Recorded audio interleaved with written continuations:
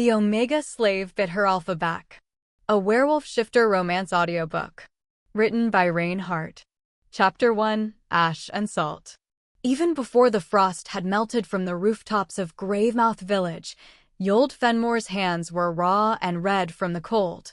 She knelt beside the creek that sliced through the lower fields, sleeves soaked, nails rimmed in ice and blood as she scrubbed her foster sister's linen under water too bitter to feel.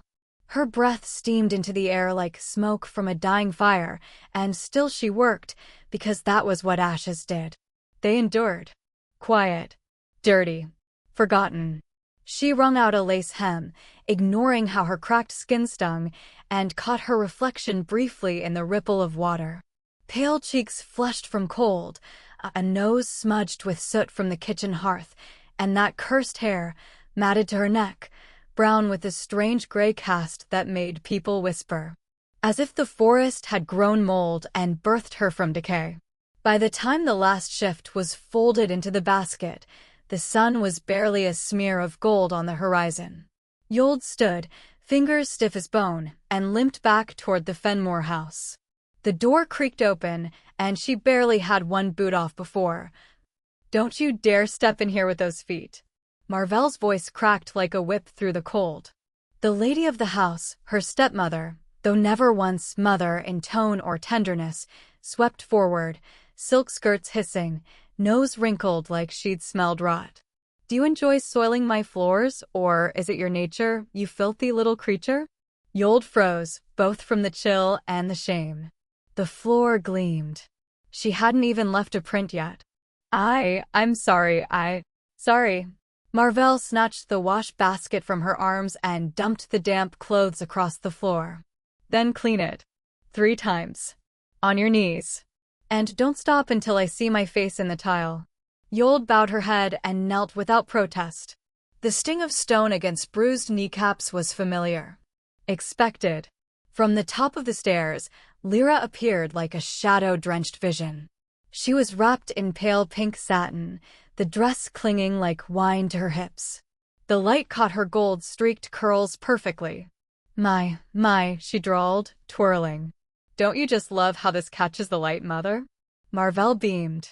"You look like a goddess, dearest. The blood moon won't know where to look." Ysolde's cloth faltered across the floor, fingers pausing for half a heartbeat. Behind Lyra, Sarah trailed in with a quieter grace, her beauty softer, but her smile sharper. She knelt beside Ysolde, voice honeyed. "Did you hear, Dove? The High Priest's envoy will be here by nightfall. They're choosing girls for the moonbound ceremony. Not you, of course," Lyra added sweetly from above. "They want maidens, not mongrels." Sarah reached down to tug a strand of Ysolde's damp hair between 2 manicured fingers. "Truly, this color is curious. Like the mildew that grows on north trees." Lyra snorted. "Fitting. Fungus thrives in filth." Ysolde said nothing. She never did. "You know," Lyra said, stepping closer, "little dogs who live in ash piles really shouldn't dream of castles. But go on, polish the floor with your shame, mutt." Laughter trailed behind them as they vanished into the drawing room. She scrubbed the tile until her knees bled. News spread fast in Gravemouth. By noon, the baker's boy Jacob had come round the back steps under the excuse of delivering firewood. "They say it's a red moon tonight," he whispered, peeking through the half-open kitchen door. "The kind that chooses brides." Ysolde didn't look up from peeling turnips. Jacob inched closer, voice lowered. "My ma says it's the season the gods wake. That a girl from our village might be chosen as Luna's vessel this year. Taken north." "Chosen," she echoed, the word foreign in her mouth. "Aye." He leaned on the counter. "Lyra's braying about it already. Claims the alpha's going to fall to her knees soon as he sees her." Ysolde didn't respond. "You'd look prettier without soot on your cheek," he said. She turned. "You should go. If Marvel sees you here." He left without another word, the brief flicker of warmth vanishing as quickly as it came. The blood moon ceremony approached like a storm behind silk curtains. That evening, the house brimmed with frantic preparation. Incense smoke curled through the halls. Marvel shrieked at servants. Sarah was polishing her nails with powdered pearl while Lyra screamed at a seamstress about the length of her hemline. Ysolde was told to clean the stables. No lantern. No gloves. She did it anyway. By the time she wandered back inside, cold to her spine, the scent of amber and lavender incense clung to every wall. She paused in the shadows of the ceremonial chamber, where Lyra and Sarah were rehearsing the ritual steps. Gold-threaded robes shimmered, and candles cast twin halos over their hair. Ysolde reached forward slightly, just enough to touch the carved frame of the doorway, and it happened. Her foot caught on a loose plank. The bowl of incense atop a pedestal trembled, tipped, and spilled burning coals across the marble. The scream was Marvel's. "What have you done?" she screeched, dragging Ysolde by her wrist from the shadows. I didn't mean." A slap cracked across her cheek. "You ungrateful, wild little thing. You should be grateful we ever took you in." Another strike. "You could have been left in the gutters, eaten by crows. Do you know what you are? A nothing. A stray." Ysolde's head rang. Her lips split. She tasted iron and salt and the burn of humiliation as Sarah averted her eyes and Lyra smirked behind a veil of false concern. That night, as the others prepared to gather for the moon ceremony, Ysolde sat alone in the scullery, scrubbing blood from the corner of her mouth. In the quiet, with only the creak of the house and the hush of night beyond the windows, she lifted her eyes to the foggy mirror. Her face was streaked with soot. Her hair hung limply around her shoulders, ash-brown, gray, neither gold nor raven, just damp and dull and forgotten. But her eyes burned. She whispered to her reflection, not sure if it was a wish or a curse. "I was a daughter once," she said. "Wasn't I?" Upstairs, Lyra twirled in her ceremonial gown, laughter echoing through the halls. "An alpha will kneel for me," she sang. Ysolde stood beyond the doorframe, gaze lowered, listening. None of them saw the light shifting beyond the high window. The moon had risen. And it was bleeding. Chapter 2. The moon doesn't ask permission. The blood moon rose like a wound in the sky.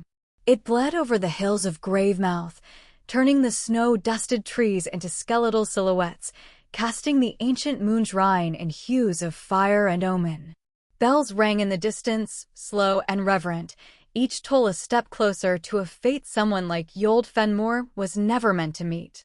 She stood at the very edge of the shrine grounds, near the fire basin meant to keep the ceremonial coals alive. Her hands were blackened with ash, the hem of her brown wool dress soaked in melted frost and horse dung. No one looked at her.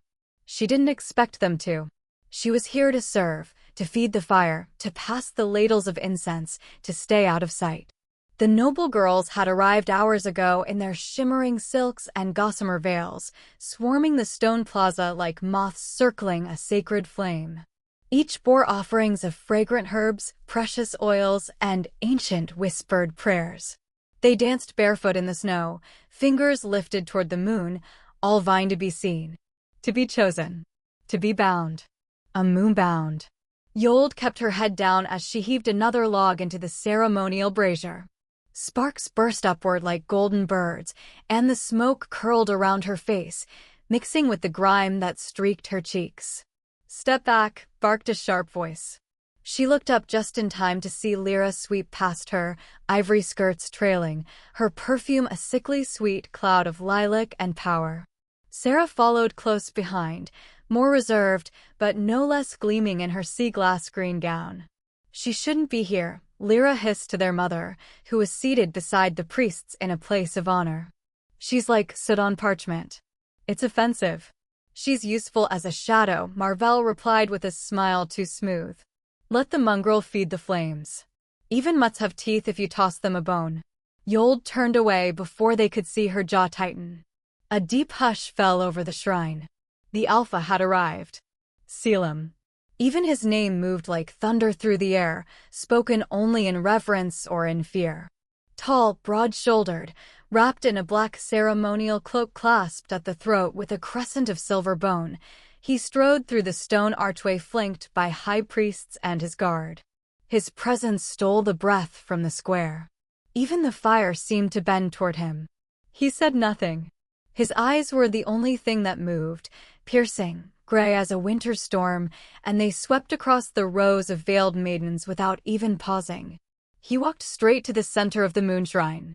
The stone altar towered above the crowd, carved with the ancient symbols of the goddess Luna. Behind it, the blood moon hung low and watchful. The priests began their chant. The girls lifted their arms, soft throats opening in song. Ysolde crouched beside the brazier, quietly stoking the fire, trying to shrink herself into the stone. Then the wind changed. A sudden gust rose from the east, not cold, not cruel, but heavy, dense with something ancient. It swept over the shrine, extinguishing the incense smoke and making every torch shiver. Then the light came. Not from the fire. Not from the torches. Not even from the altar flames. But from above. Moonlight, thick and pulsing, broke from the sky like a blade unsheathed, splitting through the cloudless night to spear into the shrine. Gasps echoed like birds scattering. The light moved like a searching finger, brushing across velvet-clad shoulders, golden hair, porcelain skin, passing over each noble girl one by one. And then, it veered. It swerved. And it landed. On Ysolde. She stood frozen, still kneeling beside the brazier, one hand blackened with coal, her dress a rough peasant's weave. Moonlight cloaked her like blood-red silk. And then the pain began. It bloomed across her collarbone first, heat and pressure and a sudden sharpness, like claws dragging through her chest. She cried out, stumbling back onto the stone, clutching at her skin as something beneath it twisted and burned. The mark appeared slowly, carved in molten light, the wolf sigil of the moonbound, inked by divine command, etched deep into her flesh. The crowd screamed. No! Lyra's shriek shattered the air. No! It's wrong. She's not one of us. Sarah backed away, face pale. Marvell collapsed to her knees, wailing. She's a stray. A mistake. That mark should be mine, not hers. Not that little gutter rat. Ysolde gasped, her vision swimming. She couldn't breathe. The light seared her, anchoring her to the ground. Footsteps echoed on the stone. Caelum stood above her. He looked down with eyes that showed no mercy, only calculation. There was no warmth. No awe. Only suspicion. Low blood dares steal the mark of Luna, he said coldly. I didn't, her voice cracked. I didn't ask for this. Then why did the moon answer you? Ysolde shook her head. I don't know. I'm nothing. Not anymore. The priests were murmuring now, stunned, uncertain. The ceremony could not be reversed. The mark could not be unmade. The choice had been made. Not by man. Not by Alpha. By moon. Caelum's voice rang out. She is the moonbound. Silence followed. Heavy. Terrifying. Then the wind rose again. Ysolde's knees gave out. She swayed, eyes wide and glassy, and collapsed onto the stone. Caelum caught her before she hit the ground. His hand gripped her wrist tightly, and the blood mark flared between them, twisting, binding, glowing like wildfire trapped under skin. Their contract was sealed. The goddess had spoken. She woke to cold stone beneath her back and a weight pressing down on her wrist. Ysolde blinked. The Alpha crouched beside her, his face carved from shadow, his voice low and laced with something dangerous. You don't know what the mark on your back means, Caelum said, his breath a whisper of snow. But I do. He leaned closer, his lips brushing the shell of her ear.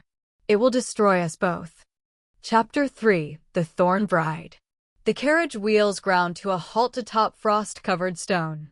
Ysolde had no sense of how long they had been riding.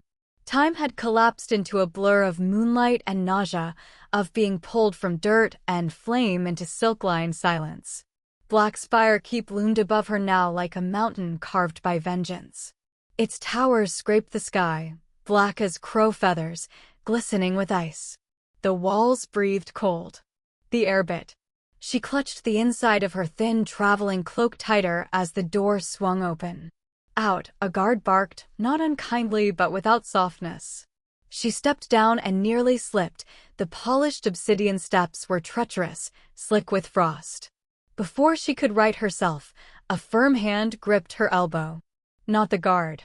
Caelum. He didn't look at her. Just steadied her, then let go. His hand left behind a burn on her skin that had nothing to do with heat.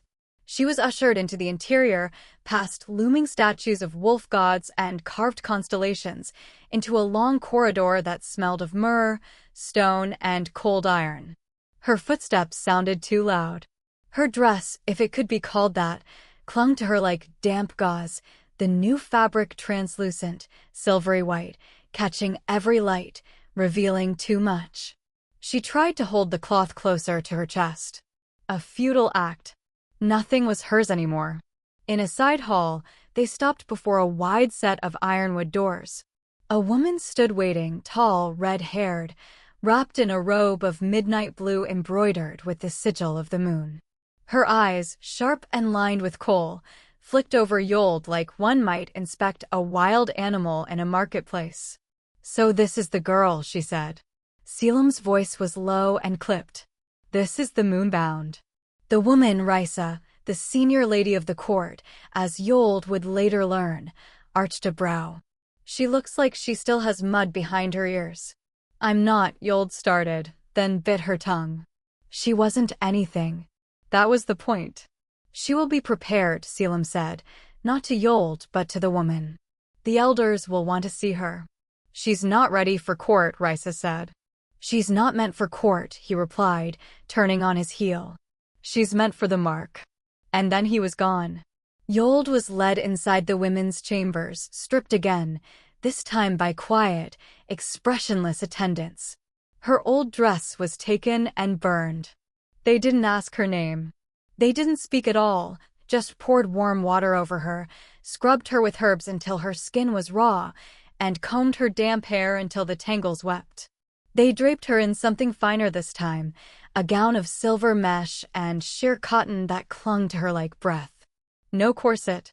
No shoes. She looked at her reflection in the polished mirror on the wall and flinched. The girl in the glass wasn't her. She was too clean, too bare, and most of all, too marked. The wolf-shaped sigil that had been seared into her collarbone now pulsed faintly, alive with a faint crimson glow. It shimmered just beneath the skin, like blood remembering a wound. A bell tolled in the distance. Then came the summons. They brought her to a chamber that reeked of incense and old parchment. A half-circle of men stood waiting. Long-bearded, robed, and hunched over staffs, the elders were the old wolves of the north. Guardians of the Alpha line. Judges of the sacred blood. "She's filthy," one muttered. "She reeks of hearth smoke." "She's not wolf-born," said another. "That is human blood in her veins. Look at her, she trembles like prey." Ysolde stared at the floor. "Look at me," one of them commanded. She obeyed. Her eyes met his. "Elder Moore." The most cruel among them, if rumors were true. "What are you?" he asked. Her voice cracked. "I don't know anymore." "She's honest," someone laughed. "I didn't ask for this," she said. "Please. I don't need. I mean, I'm not fit to be anything but a servant. If I could just help in the kitchens or—" "She wishes to fetch firewood with a sacred brand on her skin," said Moore. She was chosen. Caelum's voice cut through the room like steel. He stood by the door, arms folded, his expression unreadable. "She is the mark's vessel now," he said. "Where she goes, what she does, is decided by the Alpha." Moore sneered. "You bind yourself to a girl who bleeds like a butcher's pig." "I didn't bind her," Caelum said coldly. "The moon did." "She's not one of us," another elder spat. Caelum's gaze was granite. "She is mine. That is all that matters." He didn't look at her as he spoke, but she felt his claim like a chain around her ribs. That night, they didn't let her sleep in the servants' quarters. She was led to a small room off the main wing of the royal chambers, a chamber prepared for a consort, though no one said it aloud. The bed was too large. The sheets too soft. The walls hung with velvet tapestries that whispered of warmth, but gave none. She sat on the edge of the bed and stared at her hands. They were shaking again. It had been hours since the elders had dismissed her, since the women had left her alone with a basin of rosewater and a tray of untouched food. She hadn't eaten. Her body pulsed with something she didn't understand, a heat that came and went like waves. Her skin itched beneath the surface, but scratching brought no relief. She pressed her hand to the mark. It was hot. The moment her fingers touched it, she gasped and fell back against the pillows. A rush of something, not pain, not quite, spread from her collarbone down through her chest, curling low in her stomach. She could feel him. Feel his breath, his fury, his coiled restraint. The emotions weren't hers. They came from him. Caelum. She tried to sit up and failed. Her body betrayed her. The heat rose again, burning behind her ribcage. It curled around her thighs, tight and demanding, not her own, not entirely. She arched off the bed as if her bones were pulling apart. Then the door burst open. Caelum stood in the threshold. His eyes swept over her in a single glance, her skin flushed, her chest heaving, the imprint on her collarbone glowing like ember. His jaw flexed. "I told them not to touch you yet," he muttered. Then, louder, "It's too soon." He didn't move toward her. Didn't offer help. Only watched as she writhed, her hands clawing at the sheets, her breath coming in ragged gasps. "Make it stop," she choked. "I can't," he said flatly. "Then why is this?" "Because the mark binds you to me. It's not pain you feel." He stepped forward now, slow and deliberate, until the moonlight caught the side of his face. "It's me you feel." Her body stilled. "What?" He crouched beside the bed, not touching her, voice low and merciless. "This isn't fear," he said. "This is what it means to be moonbound. You don't just carry the mark. You carry the bond. You carry me inside your skin." Her breath caught. "You don't hate me," he said. "You feel me." He rose without waiting for an answer, striding toward the door. But before he left, he paused. "You don't deserve me," he said. "But you're already mine." Then the door shut behind him. And Ysolde lay there alone, the golden chains of the moon burning colder than ever. Chapter 4. The Biting Silence. The ballroom pulsed with music and firelight, silver chandeliers glittering above velvet-draped walls. Laughter spilled like wine across the marble floors. Daughters of noble blood swirled in gowns stitched with moon thread. Goblets shimmered with northern honey wine. The air was thick with perfume, powdered ambition, and the subtle scent of wolf musk. Ysolde stood behind the doors. Not inside. Not among them. Just behind the double doors, shivering in her silks, barefoot, unwanted, invisible. She'd been dressed by handmaids, hair combed into curls, lips tinted rose. Risa had placed a thin silver circlet on her brow, muttering that even the wildest dough can be scrubbed clean, for a time. But when she asked where to go, the guards had only gestured to the outer corridor. "Wait here," they'd said. And so she had waited. For nearly an hour. The doors remained shut. She could hear them. The court. Her sisters. Her sisters. Lyra's laugh, sharp and practiced, rose above the rest, followed by Sarah's feigned modest giggle. "The Alpha hasn't danced yet," Sarah whispered, just loud enough for Ysolde to hear through the carved panels. "Perhaps he's waiting for someone worthy." "Oh, don't be cruel," Lyra said. "You know he's spoken for." Spoken for. Ysolde clutched the edge of the stone column beside her. Her fingers were cold. It was Risa who eventually pushed open the doors. Her gaze fell on Ysolde like winter fog, unforgiving and quiet. "You've been dismissed." Ysolde blinked. "But the Alpha." "His Grace is otherwise engaged." Risa tilted her head. "This isn't a place for shy things, girl. Go back to the women's wing before someone thinks you're lost." The walk down the corridor felt longer than it was. The silk hem of her gown brushed marble that felt colder than ice, despite the firelight flickering from iron sconces. She did not run. Running would give them too much. But she didn't make it far. A voice called, sweet and venomous. "Sister." Ysolde turned slowly. Lyra approached, radiant in a gown of crimson lace that hugged her every curve. Behind her trailed Sarah in pale lavender, wide-eyed and soft-lipped as ever. Both bore the smugness of the cherished. "Did they forget to let you in?" Lyra asked, blinking innocently. "How strange. Perhaps they thought you were one of the serving girls." Sarah gave a faux gasp. "Oh no, it must be the dress. It's quite simple." Ysolde lifted her chin. "I wasn't invited to join." "Oh, darling, no one invites the silverware to dinner," Lyra cooed, brushing a lock of Ysolde's hair behind her ear. "You might wear the title, but you've yet to learn how to wield it." Then she glanced at the utensils on a nearby banquet table, picked up a fork, and held it out to her. "Do you know what this is?"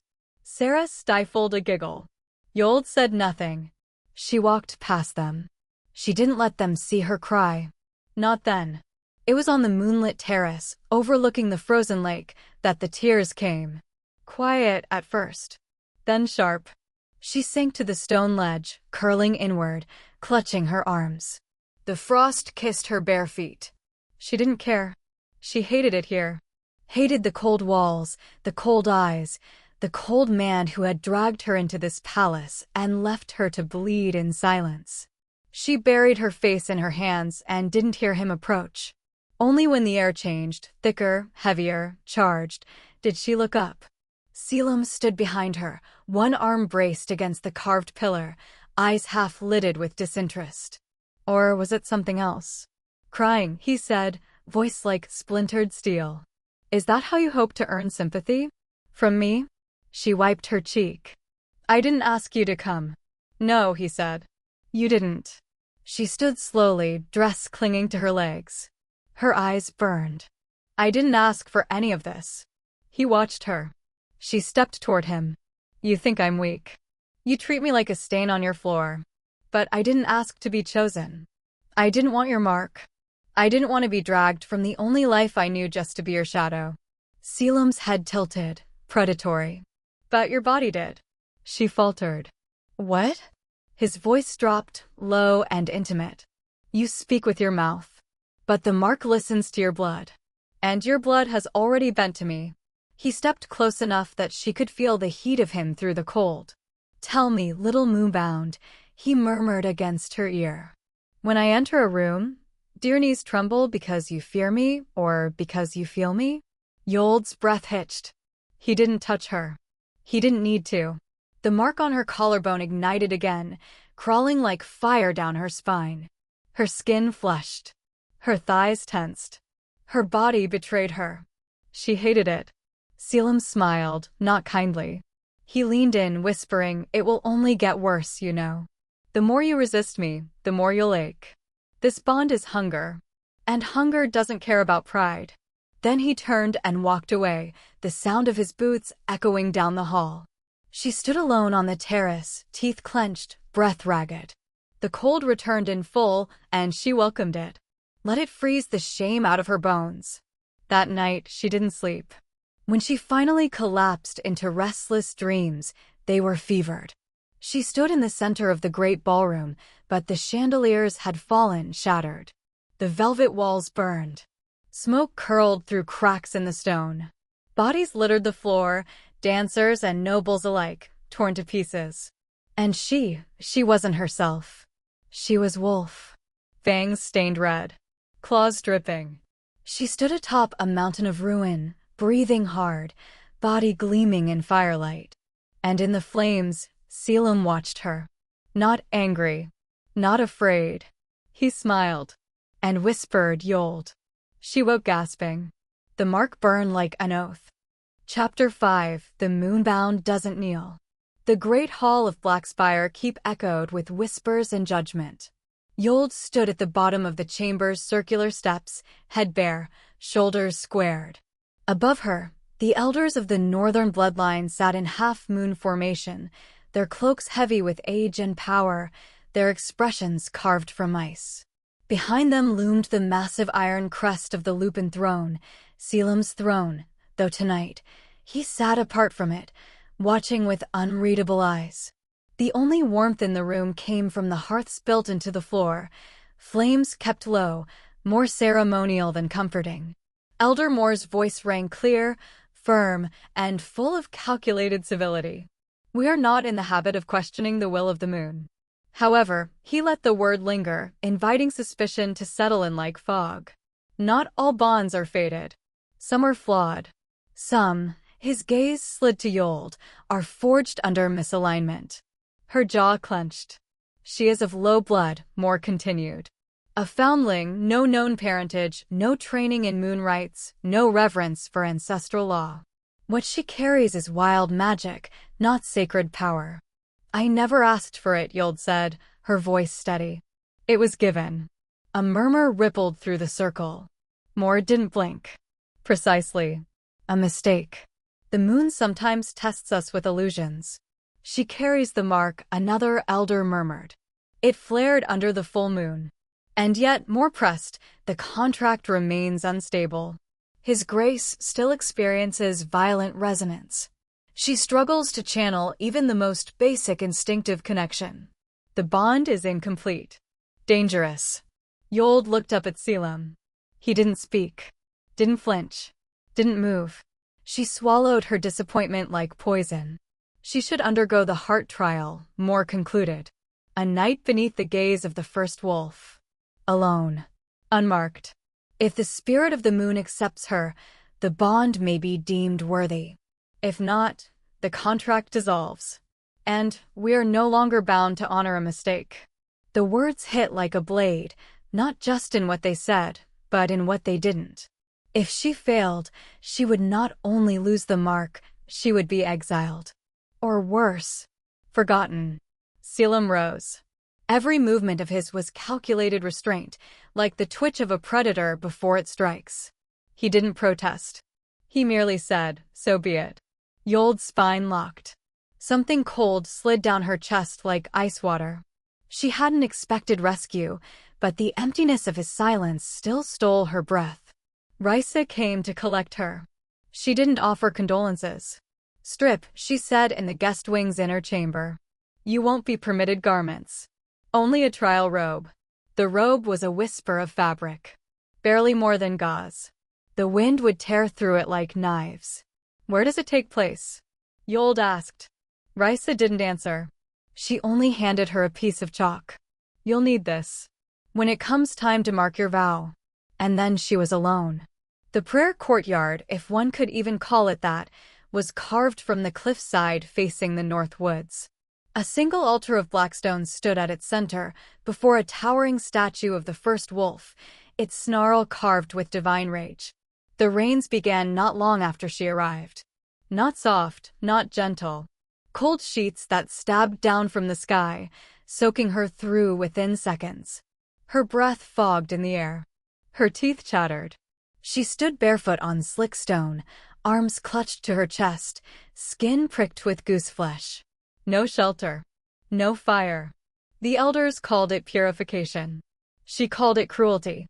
The hours passed in silence, broken only by wind and rain and the distant calls of forest creatures. She tried to meditate, to think of the moon, of anything that might bring peace. But all she felt was anger. And shame. And an emptiness inside her that throbbed like an unhealed wound. The bond, it hummed just beneath her skin, barely pulsing. Cold. Afraid. Rejected. She was not his. Not really. Not even worth defending. At some point, she dropped to her knees, not in reverence, but because her body failed her. Her legs buckled. Her arms trembled. The cold had seeped into her bones. She blinked past tears, and the vision of her sisters laughing behind palace doors returned unbidden. Lyra in crimson mocking. Sarah pretending gentleness while holding daggers of disdain behind her eyes. Marvell's voice, you should thank us for taking in a mutt. Her vision blurred. Her fingers, cracked and pale, groped for the chalk. She crawled to the altar on raw knees, palms scraping against moss-slick stone. Every movement hurt. She reached the base of the statue. The first wolf snarl towered above her, unyielding. I'm not made for this, she whispered through bloodied lips. I wasn't chosen for greatness. I don't have noble blood. I'm no one. The wind howled in answer. She stared at the chalk in her hand. It would break. It was nearly shattered already. She snapped it in half, drew the first word on the stone altar. I. The second. Won't. And then, shivering, sobbing without sound, she carved the final line. Kneel. Blood mingled with rain. She pressed her forehead to the base of the statue. I don't need your favor, she whispered to the storm. I don't need to be saved. Lightning cracked above the mountains. The wolf mark on her collarbone ignited. She gasped, arching as heat surged beneath her skin. Not fire. Not pain. Recognition. The statue loomed above her, unchanged, but something inside it stirred. She felt it. A watching. A weight. The air around her thickened, pulsed. A heartbeat that was not hers thudded in her ears. And then, from the woods behind the courtyard, came a sound. Low. Guttural. A snarl that did not belong to any creature she knew. Not quite wolf. Not quite beast. It was ancient. And familiar. Her head snapped up. Breath hitched. The trees were dark and silent, swaying under the storm, but somewhere within, something moved. Watching. She staggered to her feet, blood streaked down her shins. She didn't run. She stood. Because whatever was coming, it wasn't going to find her on her knees. Chapter 6, Trial of the Silent Moon. The stone doors of the moon temple closed with a sound that echoed like the world exhaling. Heavy. Final. Ysolde stood alone in the antechamber, the cold breath of ancient air wrapping around her ankles. The scent of incense had long faded into dust. No candles flickered. No chants stirred the silence. This was not a place of worship, it was a tomb carved for the living. 3 days. 3 nights. Alone. Ira had said it with such ceremonial clarity, as if it were a rite of passage, not a death sentence. You will enter with your soul bare, the priestess intoned, wrapping a pale ribbon around Ysolde's wrist. And if the moon deems you worthy, you shall return marked anew. If not, your body will remain as proof of your failure. Caelum had not looked at her as she was led inside. Not even a glance. Not even a flinch. Just the tightening of his jaw, that infuriating mask of power stretched too tight across his bones. And now he was gone. Or rather, not gone, but cut off. For the first time since the imprint, she felt nothing from him. No heat in her chest. No pull of his emotion slithering beneath her ribs. No pain, no rage, no desire. Just silence. Like her lungs had collapsed. Like the world had lost all sound. The bond had been forcibly suppressed by ceremonial means, dulling the mark on her collarbone until it dimmed like dying coals. She pressed her palm over it. It was still there. But it didn't hum. Didn't burn. Didn't belong. She was utterly, terrifyingly alone. The main chamber of the Moon Temple, referred to in old tongues as the Silent Trial Hall, was a dome of black stone carved with deep grooves that shimmered faintly under moonlight. The central dais rose slightly from the floor, circled by 6 wolf statues, each with eyes of empty sockets, mouths caught mid-snarl. There were no blankets. No food. No water. Only her, the stone, and time.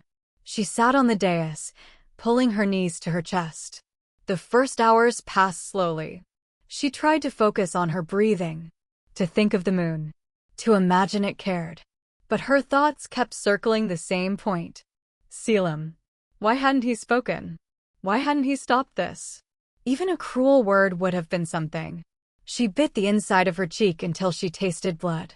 By the second night, the silence became unbearable. Ysolde paced the chamber, barefoot, whispering nonsense just to hear sound. Her fingers trembled. Her mouth was dry. She hadn't cried. She wouldn't. But her body had begun to ache, first in her limbs, then in her head, then in the place behind her eyes where dreams clawed at the edges of thought. The air grew thicker. The shadows moved strangely. She lay on the floor, staring at the curved ceiling, and imagined the dome collapsing. Then she began to see things. Not visions, memories. Girls. Dozens of them. Pale faces. Bloodless lips. Dresses rotted through with time. They stood along the edge of the hall, expressionless, watching her. All moonbound. All failed. She scrambled back to the center. Her breath heaved. "You're not real," she whispered. "You're not real. I'm not going to die in here." A flicker of light passed through the chamber. Not moonlight. Not natural. The eyes of the wolf statues glowed faintly blue, just for a moment. Long enough to see the flash of bone at their feet. Ysolde clutched her chest. The mark flared, just once, like a spark reigniting. And then she heard him. Not a voice through ears, but inside her. Distant. Strained. Like something called through the thick wall of a dream. "Ysolde." Her knees buckled. "Don't reach for me." His voice was rough. Distant. Desperate. "I didn't." "Yes, you did." It wasn't real. It couldn't be real. But she could feel it, the threads of their bond tugging faintly, like a harp string strummed far away. Her heart slammed against her ribs. Not with hope. With hunger. Not just for his body. Not for touch. But for the presence. The tether. The feeling of not being alone in her skin. She'd grown used to it. Too used to it. And now that it was gone, the ache was unbearable. A cold, breaking whisper bloomed inside her. "I don't want him. I just don't want to be without him." And Caelum, wherever he was, felt it. He stood in his private chambers, one hand braced against the stone pillar, breath ragged. "She's in pain," he murmured. Ira stood behind him. "You were warned this would happen. She's not ready. She's not trained for this. She's not supposed to be," Ira said. If the moon wanted her coddled, it would have chosen a noble. He turned on her. "She'll die." Ira's face was calm. "And yet, you let her walk in." Caelum's fingers curled into a fist. "She's not mine," he said. "She belongs to the moon." "Does she?" Ira asked. "Or are you simply afraid of claiming her?" He didn't answer. The third night came without fanfare. Ysolde could no longer stand. Her body was slick with sweat and dirt. Her lips were cracked. Her skin trembled. The hallucinations returned, this time not with ghosts, but visions. She stood on a cliff. Below her, nothing but mist. The wind howled behind her.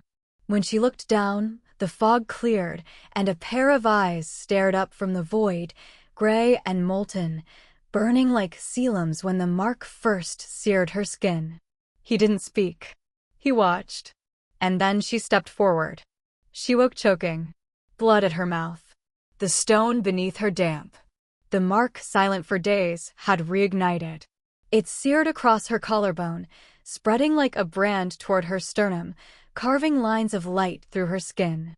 It had moved. Changed. Extended. Chosen. A wolf-shaped flare of power now bloomed over her heart. Her fingers trembled as she touched it. Not warm. Not cold. But alive. The silence broke. And in her mind, not a voice, but a presence answered. "You didn't kneel." Outside the chamber, Caelum stood before the sealed door, unmoving. Ira whispered beside him, "If she walks out of there with the mark over her heart, she's no longer yours." He didn't blink. She never was. Chapter 7: The Beast in the Garden. The cold was no longer an enemy. It had become a second skin. Ysolde stumbled through the veil of snow, her bare feet sinking into drifts of white silence, her fingers curled into stiff claws. The forest loomed around her, black, skeletal, endless. Frostshade, they called it. The land where things not even wolves dared to tread. And she had been sent here alone. 3 nights, the priestess had said with a pitying look, handing her a thin robe and nothing else. "To purify the soul mark. You will return if you are worthy. Or the trees will keep your bones." Caelum hadn't spoken. He hadn't even looked at her. Only a curt nod before turning away, as if she were no longer something that belonged in his world. As if the mark he'd burned into her chest meant nothing. The trial had ended with her soul aflame, and they had still found a reason to throw her away. She gasped, fell to her knees in the snow and retched. Her body couldn't stop shivering. Her lips had gone numb hours ago, and her robe was crusted with frost, barely clinging to her frame. Her hair, once damp with sweat, now snapped like twigs when she moved. She had passed the moon trial. And yet here she was, abandoned to die, the blood in her veins slowing inch by inch. Above her, the clouds thinned. A blood-hued sliver of moon pierced through, casting long, uncanny shadows between the trees. The forest responded, not with rustling, not with howls, but with something more ancient. A breath. Low and slow, as though the trees themselves inhaled. Ysolde dragged herself forward, one frozen hand after another. She didn't know where she was going, only that her body moved forward in defiance. The way a starved flame claws for oxygen. It was the scent that warned her. Not of blood, but of fur, wet, wild, ancient. She turned her head, slowly, neck aching. There, beyond the rise, stood a creature of myth. A wolf. But no ordinary one. He was massive. His coat shimmered like steel under the moon, thick and unkempt. His eyes glowed, not with rage, but with an impossible familiarity. A memory not hers, embedded in her bones. And on his shoulder, gleaming faintly under layers of fur and scar tissue, was a mark. The same shape as hers. The moon-bound sigil. She should have run. Should have screamed. But instead, she blinked snow from her lashes and whispered, "You're not here to kill me." The beast did not move. His eyes studied her as if judging not her body, but her will. Then, silently, he turned and walked away. She stared after him. Then, limbs shaking, she crawled in his direction. The den was a hollow in the roots of an ancient tree, hidden by hanging moss and the curve of frozen earth. The wolf, riven, her mind whispered without being told, waited just long enough to ensure she followed before stepping inside. She collapsed onto the earth, too weak to speak, to think. Too frozen to even cry. The last thing she saw was the beast settling down beside her. A great warmth radiated from his body, enveloping her like a hearth fire. And then she slept. In the dream, she was burning. Not from cold, but from memory. A battlefield, lit by moons both full and broken. Wolves ran across a plain soaked in blood. Silver armor clashed against claws and flame. Above it all, a howl split the sky, a howl made of grief and triumph and something far older. She stood at the center of it, barefoot, her body wrapped in smoke. Her chest bore the sigil of the moonbound, glowing bright and alive. She looked down at her hands. One held a blade of light, the other a tether of shadow. And behind her, him, Caelum. But not the Caelum she knew. This one wore no crown. His eyes were wild, his jaw bloodied, and his hands reached for her like a man drowning.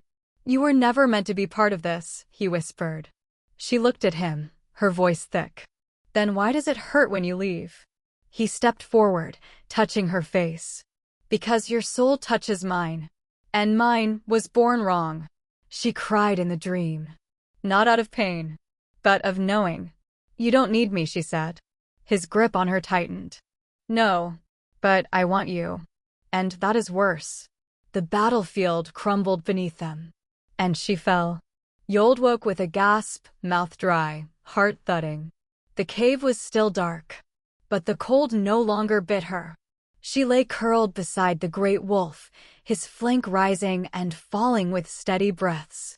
Snow had not touched this hollow. Warmth lived here somehow. The scent of pine and fur anchored her to reality. Her hands trembled as she touched her chest. The mark still pulsed, slow and steady. But different now, as if it had rooted deeper into her. The pain in her limbs was dulled. Her skin, once cracked, had softened. The gash on her ankle was gone. She turned her head. The wolf was awake. He stared at her, not with threat, but with recognition. He stood and walked to the mouth of the hollow, nose raised to the air. Then, without a sound, he vanished into the snow. She crawled after him, but there were no paw prints. Only the untouched ground, smooth as if nothing had ever passed. She sat in the entrance, dazed, then caught a flicker in her reflection, cast in the puddle beneath the roots. Her eyes. They were no longer gray. They were burning gold, deep, glowing, unmistakably alpha. Like his. Like Caelum's. Chapter 8. The Moon Tyrant's Wrath. They found her in the snow, limp and silent, her lips cracked and skin too pale for life. When the guards brought her back to Black Spire, they didn't recognize her at first. Only when Risa saw the mark blooming down her throat, glowing faintly with a golden edge, did the palace remember the girl it had tried to discard. Ysolde Fenmoor, the Omega no one wanted, had returned with the scent of the forest and something older on her skin. She did not wake when they bathed her. Not when they cut away the frostbitten edges of her robe. Not even when the elders circled her body in the judgment hall and declared she would be burned before moonrise. She has violated the sanctity of the trial, Moore said, voice solemn, fingers clutching his ancient staff. The mark is tainted. Her blood unfit. She carries the beast's essence, another added. The forest does not purify, it corrupts. She returned changed, said a third, and we do not allow change. No one looked at Caelum. Not until he stepped forward. He had been watching from the shadows. Arms crossed. Back rigid. Golden eyes unreadable. They expected him to speak. To give a nod. A king's silence was often a death sentence. But when the executioner reached for the branding iron, meant to burn away her mark, Caelum moved. The entire chamber trembled. Then came the sound. Low at first. Then rising. Twisting the marrow in every spine present. A howl. The kind that came from no man, no wolf, only from something between. One of the marble pillars cracked straight through. Moore turned with disbelief. My king. She is mine, Caelum said, voice not raised but thunderous. The chamber fell still. He walked through the space between them all, silent, dangerous. His boots left blood where they stepped. It was not his own. No one dared ask. When he reached her, her body lay beneath a white cloth, breath so shallow it could have passed for death. He didn't touch her. He merely stared. Then said, to no one in particular, anyone who tries again will bleed. They said he didn't sleep that night. That the king of Black Spire sat beside the girl from the dirt, thrown calluses brushing against her wrist as she lay fevered and silent in his bed. He ordered no servants. He didn't even undress from his battle-worn armor. He just watched. Only once, when she whimpered, did he move. A hand brushed her damp hair back from her brow. A whisper touched her ear, not a word, but a sound, low and deep. A calming growl. Alpha instinct. He didn't mean to kiss her. But when her brows furrowed and she trembled, he leaned down and pressed his lips gently to her forehead. It wasn't a claiming. It wasn't lust. It was the kind of touch a dying man gave to something he could never keep. She woke before dawn. The fire had died low. Shadows curled around the walls like claws. But his scent was unmistakable. She blinked up, vision still blurred from fever. He was there. Sitting beside the bed, elbows on knees, eyes fixed to the flames. For a moment, she said nothing. Then, softly, you saved me. His jaw twitched. No one else was going to. She turned to face him, eyes shimmering. So, you believe me now? Caelum stood, as if the words were too much. I don't, he said coldly. I just couldn't watch you die. The blow landed sharper than any strike. She sucked in a breath, but didn't cry. Not yet. He took a step closer. Her heartbeat tripped over itself. The mark between them flared, not painfully, but hungrily. A thread pulled taut between skin and soul. His gaze darkened. Why does your body still call to mine? He asked, almost to himself. She didn't answer. Couldn't. His fingers brushed her throat, where the mark had spread, faint, golden veins creeping toward her heart. She trembled under his touch. He leaned down, mouth inches from hers. Her breath caught. But just before their lips could meet, he stopped. His hands clenched at his sides. He stepped back, breathing hard. No, he muttered. Not like this. She sat up slowly. Why not? Because, he said, you think I'm saving you. She stared. And you're not. Her voice cracked. He didn't look at her. You're a weight I carry, he said, as if reciting something he'd convinced himself of. I'm not your hero, Ysolde. I just can't stand to lose what belongs to me. And then, cruelly, almost tenderly, he added, you almost made me forget that. She curled up after he left. The cold had returned to the sheets. But this time, it wasn't the winter that made her cry. Far below the palace, in the underground chambers where moonlight could never reach, Elder Moore lit a single black candle. A man waited in the shadows, cloaked in feathers, his eyes a dull white, lips stained with runes. A soulbinder? Moore asked. The man nodded once. If the Alpha won't release her, Moore said grimly, we'll let the mark consume them both. Chapter 9, Shared Skin. The first time it happened, it was a mere sting. Ysolde was slicing turnips in the lower kitchen, sleeves rolled to the elbows, her fingers chapped and healing from days of exposure. The blade slipped, just barely, and a red line bloomed along her palm. She winced, sucked in a breath, and went for the cloth. 2 towers above, in the middle of a high council debate, King Caelum flinched. He dropped his wine cup. It shattered across the floor, crimson splashing like blood. He stared at his own hand. A thin slice now ran across his palm. For one terrifying moment, the entire room hushed. Then the pain receded. But the bond had changed. It escalated fast. By twilight, Caelum's breath hitched every time hers caught.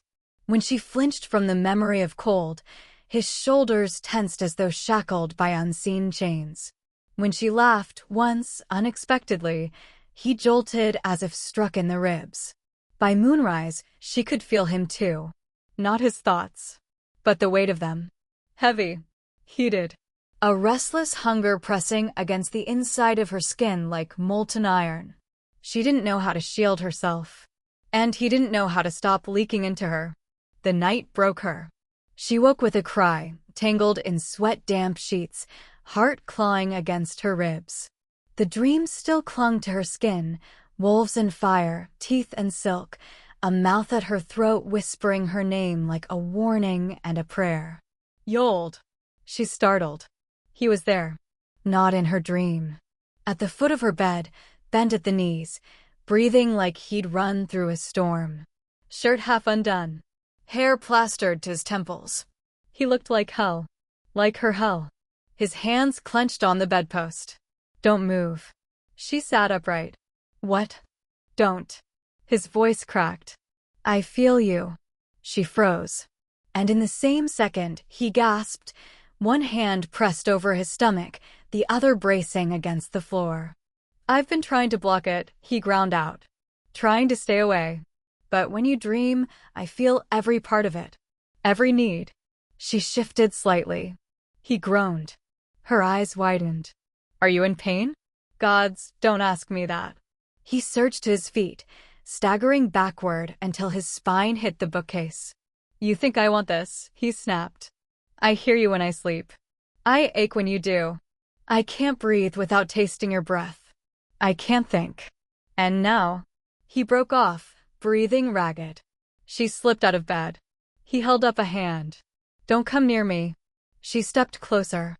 He cursed, deep and hoarse, like a man cracking under a pressure he couldn't name. I told you, he said, voice shaking, don't. She paused. Why? Because if you touch me again, he whispered, I won't stop. She stood still, heart drumming. Then, softly, what if I don't want you to stop? Silence fell like a blade between them. Caelum shut his eyes. Don't say things you don't understand. She took one more step. Close now. Close enough to feel the heat rising from his skin like mist from smoldering coal. I do understand, she said. This bond, it's not just yours to wield anymore. He laughed, short and bitter. You think you're in control? No, she said. But I know you're not either. That made him look at her. There was a flicker in his golden eyes, not rage, not desire, but fear. "You don't know what I've done," he said. "Then show me," she whispered. He reached for her. Not in hunger, in warning, but his hands trembled too much to hold back. When his fingers ghosted over her waist, it was like a thread snapped. The room contracted. Her mark seared alive with heat and a sudden rush of something impossibly intimate. She gasped. So did he. And then he shoved himself away. The bookcase shattered under the force of his retreat. He fell to one knee, panting. "You don't get it," he rasped. "You're breaking me." "I never asked to be inside you," she said quietly. "But you left me no choice." He looked up. "Don't tempt me," he said. "I can't. I won't survive it." "You're the one who came here," she whispered. "You're the one who feels me. All I did was survive." He rose slowly, hands still shaking.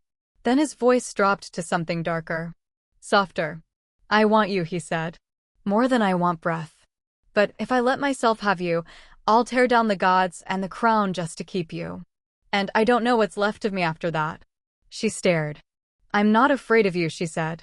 He leaned close, lips brushing her ear, voice like a dying star. "You should be." Later that night, he stood alone in the deep corridors of the palace, where only ghosts and secrets lived. The door to the soul chamber opened with a low groan. Elder Moore waited, cloaked in his ceremonial black. "I want it gone," Caelum said, eyes hollow. "The mark. The bond. All of it." Moore didn't look surprised. "What will you trade?" the elder asked. "My claim," Caelum said. "My throne. My bloodline. Whatever it takes." Moore finally turned to him. "You came too late," he said. "It has already taken you." Chapter 10, The First Break. The scent of burnt sage thickened the air. Ysolde knelt in the center of the blood moon dais, wrists bound in ceremonial gold, her spine arched in pain so profound it split the sky behind her eyes. The high tower loomed above, casting a jagged shadow across the altar like a blade. Around her, a ring of robed figures chanted in old tongue, voices monotone, merciless. "Rescind the mark. Break the bind. Let the false bond be undone." Her body trembled as the spell wrapped around her ribs and twisted, cruel fingers slipping into the seam of her soul. Caelum had not come. She should have known he wouldn't. He'd said it himself. He didn't want her. Couldn't want her. And yet, she cried out. Not from the pain. From the absence. She couldn't feel him anymore. Not the heat of his emotions. Not the low burn of his hunger. Not even the distant thrum of his presence that had lived in her chest like a second heartbeat. He was gone. The bond was being unraveled, and it felt like being flayed. A scream tore from her throat, too raw to be human. The altar glowed blood red. Above her, the archmages wove their magic tighter. One final chant. One final rupture. And then the shatter. Not of a spell, but of stone. Caelum's howl ripped through the palace like a storm wind. He didn't remember drawing blood from the guards who tried to stop him. Didn't remember tearing through the silver wards around the temple dome with nothing but claw and rage. Only remembered the moment he saw her. Collapsed. Writhing. Lips cracked open in silent agony. Something in him broke. He didn't speak. Didn't roar. He leapt. A single strike of his claw demolished the central altar. Marble fractured, runes dissolved into ash, and Elder Moore was flung backward with the force of an earthquake. The robed figures scattered. The magic snapped. And with it, her body went limp. Ysolde! He caught her before she hit the ground. Her skin burned like coals, soaked in sweat and blood. Her eyes didn't open. But her pulse, gods, her pulse still beat. He cradled her to his chest, trembling. "She wasn't meant to bear that," he said aloud, voice hoarse, beast thick. "You were killing her." Elder Moore rose from the rubble, coughing, robes torn. "She was a mistake from the start." Caelum turned toward him, lips peeling back in a snarl. "Say that again." "She was never supposed to carry the moonbound." "You knew that. We all knew that. Her blood is—" He didn't finish the sentence. Because Caelum moved. and Moore found himself pinned beneath a clawed hand, throat a breath away from being torn open. "She is mine," Caelum growled. "You don't get to touch her. You don't get to speak her name." The other mages dared not intervene. The air was too full of power, of grief, of fury, of something older than crowns. Ysolde awoke to silence. She was warm, too warm. Her head turned. She was in a chamber, his chamber. The high tower, far from the altar, where moonlight bled in through tall glass windows. And he was kneeling at her bedside. Not sitting. On his knees. Blood streaked his jaw. Dust clung to his cloak. His hands shook where they rested on his thighs. She made a sound, barely more than a breath. His eyes lifted. They were red. Not with rage, but with fear. "You're alive," he said. She tried to speak. He moved closer, still on his knees. "I didn't know if you would be. They said it wouldn't kill you, just the bond, but when you screamed..." He stopped. His hand hovered near hers, but didn't touch. "I don't care what the priests say," he said hoarsely. "I don't care if the moon gods themselves strike me dead. I'll burn every altar, kill every elder, if they try to hurt you again." She stared at him. At the Alpha. At the king. At the monster she feared and craved and hated. And loved? She lifted a shaking hand to his face. Fingertips to cheekbone. He flinched, but didn't pull away. "You're not the moon's chosen king," she whispered, voice rough as ash. "You're just a wolf I once dreamed would love me." He closed his eyes and leaned into her touch like a man starved. Later, as sleep pulled her down again, she felt it. The wind shifting. The presence rising. A voice, low and feral, echoed through the chambers of her mind. "If you survive this, you'll kill him." She didn't know if the voice was hers. Or the wolf's. Outside the tower, in the shattered temple, Riven watched from the shadows. The great wolf spirit's silver eyes flickered with mournful fire. He had seen this story before. And he knew how it ended. Chapter 11. The Alpha's Jealousy. The roses were in bloom. It should have been a gentle evening, fragrant, warm, perfumed with summer's breath and the distant lilt of violins. Blackspire Keep's moon garden, once a cold monument of stone, had been transformed for the celebration. Lanterns hung from silver chains, casting soft glows across noble masks and velvet gowns. Ysolde stood on the edge of it all, a porcelain figurine painted in moonlight. She wore pale blue. Not silk, never silk, but the closest thing her maids could manage. Her hair, now brushed to a dusky sheen, curled loosely down her back. She kept to the shadows, the hem of her dress barely brushing the cobbled walk, trying not to exist. But she had been noticed. "May I?" asked Valen, the young heir of House Thornabrook, extending his hand. Ysolde hesitated. He wasn't like the others. No sharp smirk or calculating gleam. His presence wasn't commanding, it was kind. He smiled like he meant it. "You don't have to," he added softly. "But you look like you've forgotten how to smile." Her fingers twitched. Then she placed her hand in his. They began to dance. Slowly. She was uncertain, but he didn't lead forcefully. He moved with her rhythm, never too close. When he spoke, it was of the garden, of stars, of things that had no price. She was still catching her breath when it happened. A burn bloomed across her chest. Not heat. Fire. The wolf mark above her heart seared her skin like molten silver. Her knees buckled. She gasped and collapsed. Whispers rippled like a blade across the crowd. She clutched her chest, biting back a scream. Someone cried out, Valen, reaching for her.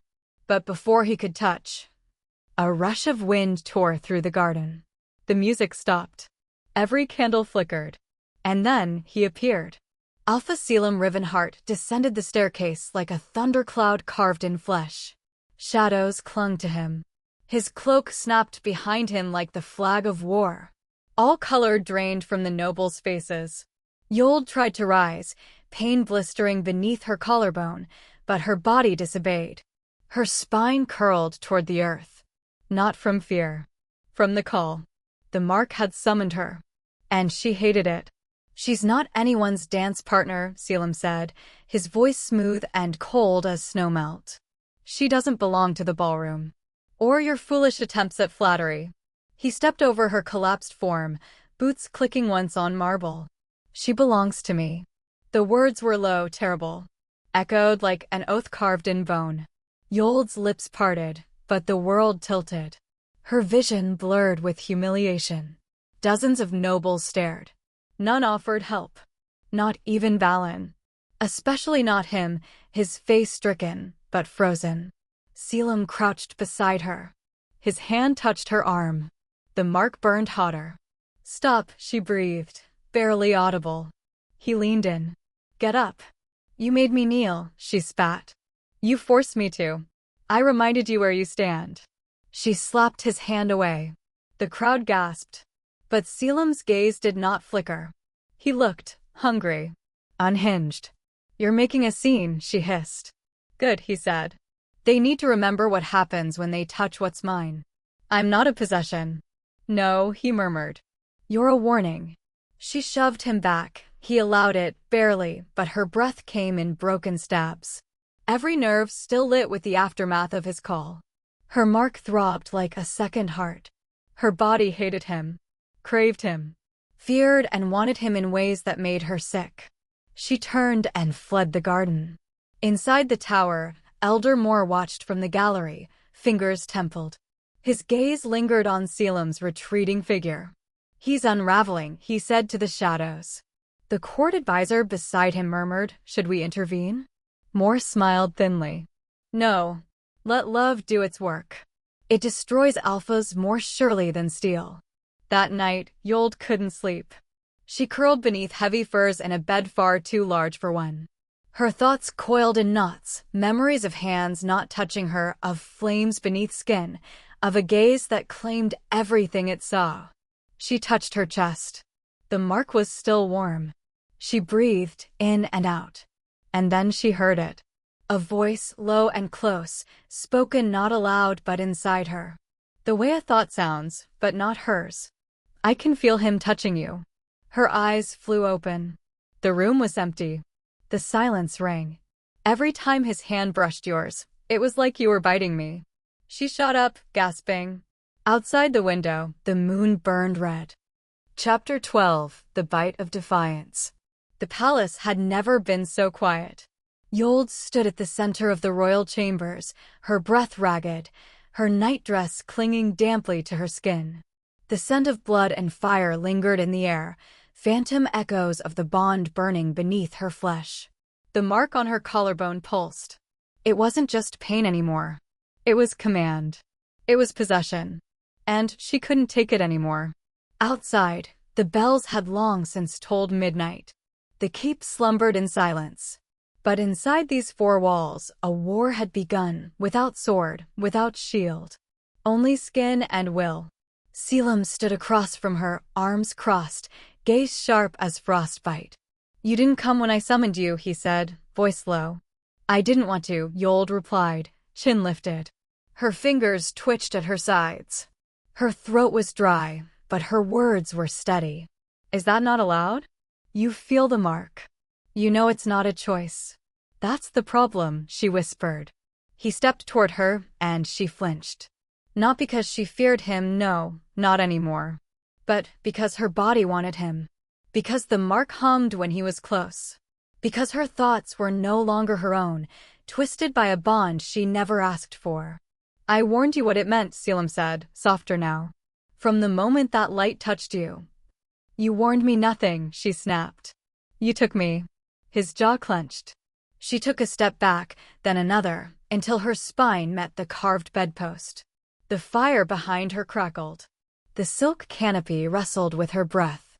Do you want to leave? He asked, though his voice betrayed him. I want to be free. Caelum said nothing. He reached out, fingers brushing the air between them, never quite touching her skin, but she could feel the heat. The bond surged. Her mark burned. She gasped, involuntarily, as if her lungs didn't belong to her anymore. That was the final straw. With a sound halfway between a sob and a snarl, Ysolde pulled away from the post, trembling. If you won't release me, then I will do it myself. What? She didn't answer. She walked past him, barefoot, to the silver tray on the dresser. On it lay a ritual knife, slender, ceremonial, and used. She didn't reach for it. Instead, she bared her collarbone. The mark shimmered there, pale and pulsing like a second moon embedded in her flesh. And then, she bent her head, opened her mouth, and bit. The pain was blinding. Flesh split. Blood flooded her mouth. The taste was salt and iron and fury. The mark spasmed violently, as though trying to escape her teeth. Her knees buckled, but she didn't stop. A howl tore through the room. Not hers. Caelum collapsed to the floor. His body convulsed, hands clawing at his own chest. His eyes flashed gold, bright and searing. The sound that ripped from his throat wasn't human, it was wolf. Pure, guttural feral. It rattled the glass and cracked a candle holder in two. Ysolde fell to her hands and knees, her lips stained crimson, chest heaving. The door burst open, Risa screamed. Behind her, 2 members of the Royal Spellguard entered with weapons drawn, but stopped cold at the sight. She's God's, one whispered. She's reversing the bond. She's inverting the imprint, the other muttered, stunned. She's biting back. Caelum was gasping, clutching his ribs like they might explode from within. Sweat poured down his temples. His wolf form shimmered beneath his skin, threatening to emerge. Still, he laughed. A soft, choked, breathless sound. He looked at her through a haze of pain and blood and delirium. Good, he rasped. You finally learned how to bite. Ysolde couldn't speak. Tears streaked her face, but they weren't only from pain. There was a terrible, liberating clarity to it all. She wasn't someone's mate. She wasn't a mark. She wasn't prey. She was herself. I'm not yours, she said through gritted teeth. And you don't get to bind me with pain.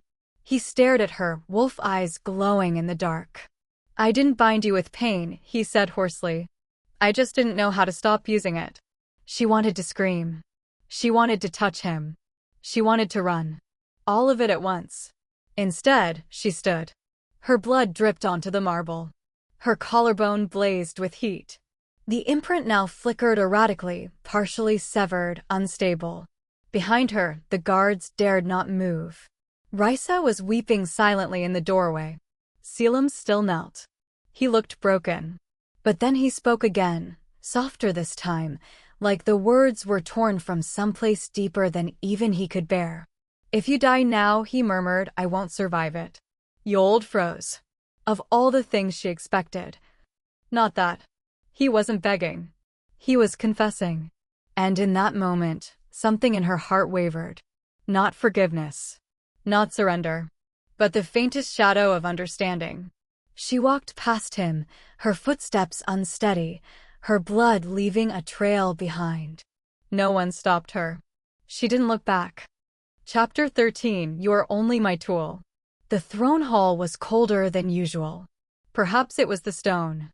Or the way the banners hung still, lifeless, like the gods themselves refused to watch what would happen here today. Ysolde stood in the center, wrists bound in iron that bit into her skin with every breath. Her bare feet touched the frozen marble. Her collarbone, the site of the fractured soul mark, throbbed in time with the silence. Around her stood the High Council, draped in ceremonial furs and gold-trimmed robes. At the front, Caelum sat on the black throne, carved from obsidian and old bones. He hadn't looked at her once. Not when she was dragged in. Not when the whispers began. Not even when the blood from her wrists dotted the floor. Elder Moore took a step forward, voice booming with performative sorrow. Your Majesty, the Council has convened. The Omega's attack on the sacred bond has fractured the balance. The people fear a cursed reign. She broke the imprint, another murmured. She turned the Alpha's power against him. She could turn it on the rest of us next. She's a danger. She's not even of noble blood. Enough. Caelum's voice cut through the room like a blade. Everyone fell silent. He rose slowly, robes trailing behind him like a black tide. His expression was unreadable, as always. Only Ysolde saw the tightness in his jaw, the faint quiver in his hand before he clasped them behind his back. "She is nothing," he said. The words dropped like stones. "She was chosen by the moon's light, yes. But light makes mistakes. She is not a queen. She is not my equal." He descended the steps. "She is not my mate." He stood inches away from her now, and still, he would not meet her eyes. "She is a tool. The bond was the moon's doing. Nothing more. If she dies, the imprint will fade, and I will still rule." She was never necessary. Ysolde didn't flinch. She didn't cry. She didn't even breathe. The whole room waited for her to collapse, to scream, to plead.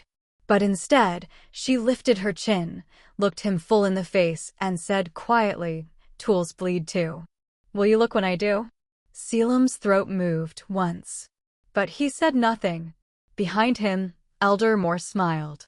"Well then," he said smoothly, folding his hands. "Let the blood flow. Let the gods decide what's worth keeping." The guards stepped forward. Caelum still did not speak. Ysolde turned as they took her arms, led her away, feet dragging but head unbowed. Her heartbeat was hollow now, steady and slow. There was no hope left, and in the absence of hope, only clarity remained. She didn't love him anymore. Not like this. Not when he said those words. Not when he made them weapons to protect the crown she'd never asked to touch. As the doors closed behind her, she looked back once. He hadn't moved. But in the hallway outside, beyond the reach of the throne's shadow, Caelum leaned against a pillar. His fingers dug into his own throat like he could rip out what he'd just said. His breath came shallow. His control frayed. "If she dies," he whispered, "I will go mad." Behind the columns, Elder Moore stepped into the dark with the lead court sorcerer. "The bond's unstable," the sorcerer murmured. "If she burns, the Alpha might." "Let him watch her burn," Moore said. "Let him watch her crack into ash. And when he tries to follow her, we will bind him in iron and declare a new heir." The sorcerer hesitated. "Are you certain?" Moore smiled faintly. "The gods won't save him. Love never does." Chapter 14. The Sacrifice of the Moonbound. The sky was a perfect, merciless blue. It shouldn't have been. Not on a day like this. But perhaps the gods liked watching pain unfold in daylight. Perhaps they preferred their sacrifices beneath the sun, not the moon. Ysolde stood on the high altar of Saint's flame, wrists bound before her, the wind tangling through her blood-inked robes. Thin white fabric clung to her skin, etched with sacred glyphs, each one drawn in her own blood. She could still feel the needle that had carved them in. The courtyard of the moon shrine was full, noblemen in furs, priestesses in veils, and commoners craning to catch a glimpse of the heretic girl who had dared to bite her alpha. Her hair was down, streaked with ash and sweat. Her lips cracked, her feet bare. She didn't tremble anymore. Her body had given up that luxury.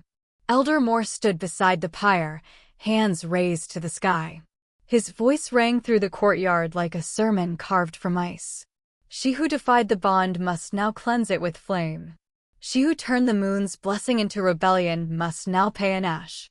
She who carries cursed blood shall purify the Alpha's line. The crowd echoed after him like lambs to the slaughter. Chanting, singing, praising. Ysolde lifted her head. She didn't look for Caelum. She knew he wasn't there. She'd heard the chains drag. The iron doors slam shut. She'd seen the fear in Rice's eyes as the guards took him to the cell beneath the keep. He wouldn't be coming. And maybe that was mercy. Her knees hit the stone as the first torch was lowered. The holy fire danced like a lover's touch, gentle and curious at first. It kissed the hem of her robe, crawled upward like vines. She didn't scream when the heat found her skin. She bit her lip until blood ran down her chin. In the darkness beneath the castle, Caelum tore at the walls. Iron shackles sliced into his wrists, but he didn't feel them. All he felt was her. The imprint on his chest seared as if pressed to the fire itself. He saw flashes in his mind, her fingers curling in agony, her body arching against ropes, her voice silent not because she chose it, but because flame had stolen her breath. "She's burning," he whispered, eyes wide and wild. "She's burning." He slammed his body against the wall. The stone didn't move. The chains groaned but held. "Let me out." Above, the flames roared higher. Ysolde's hair caught fire. The pain wasn't clean, it was hungry. It devoured with purpose. It wanted everything. And still she did not scream. The sky dimmed. A wind blew through the courtyard. The priestess dropped her censer. Moor's mouth froze mid-chant. A howl rose through the air, no ordinary wolf cry, but something older. Something royal. It split the clouds. In the cell, Caelum's eyes flashed gold. The shackles cracked. The walls quaked. He didn't shift, he became. Bones stretched. Muscles snapped and reformed. Claws ripped from flesh. His howl shattered the iron locks. Then he was running through corridors, past guards who barely had time to fall to their knees. The sky above the courtyard turned black. Thunder cracked open like ribs. And in the eye of the storm, Caelum leapt through the altar flames. The fire swallowed him. The world stopped. Then, slowly, the wind turned. Rain fell, first a whisper, then a flood. The sacred pyre hissed. Smoke poured across the stones. The crowd shrieked and scattered. Through the dying flame, a shape emerged. Caelum, half wolf, half man, held Ysolde in his arms. She was limp. Her body scorched. Her skin blistered and blackened. But she was breathing. Barely. He knelt with her on the ash-stained stones, shaking, cradling her against his chest like she might dissolve. His claws dug into the earth. His voice broke open like a wound. "I told you," he whispered. "I told you not to hurt her. She feels everything I feel, don't you understand? When you burn her, you burn me. When she screams, I die." His voice cracked into a howl that shook the pillars of the moonshrine. Elder Moor stepped forward, robes untouched by soot.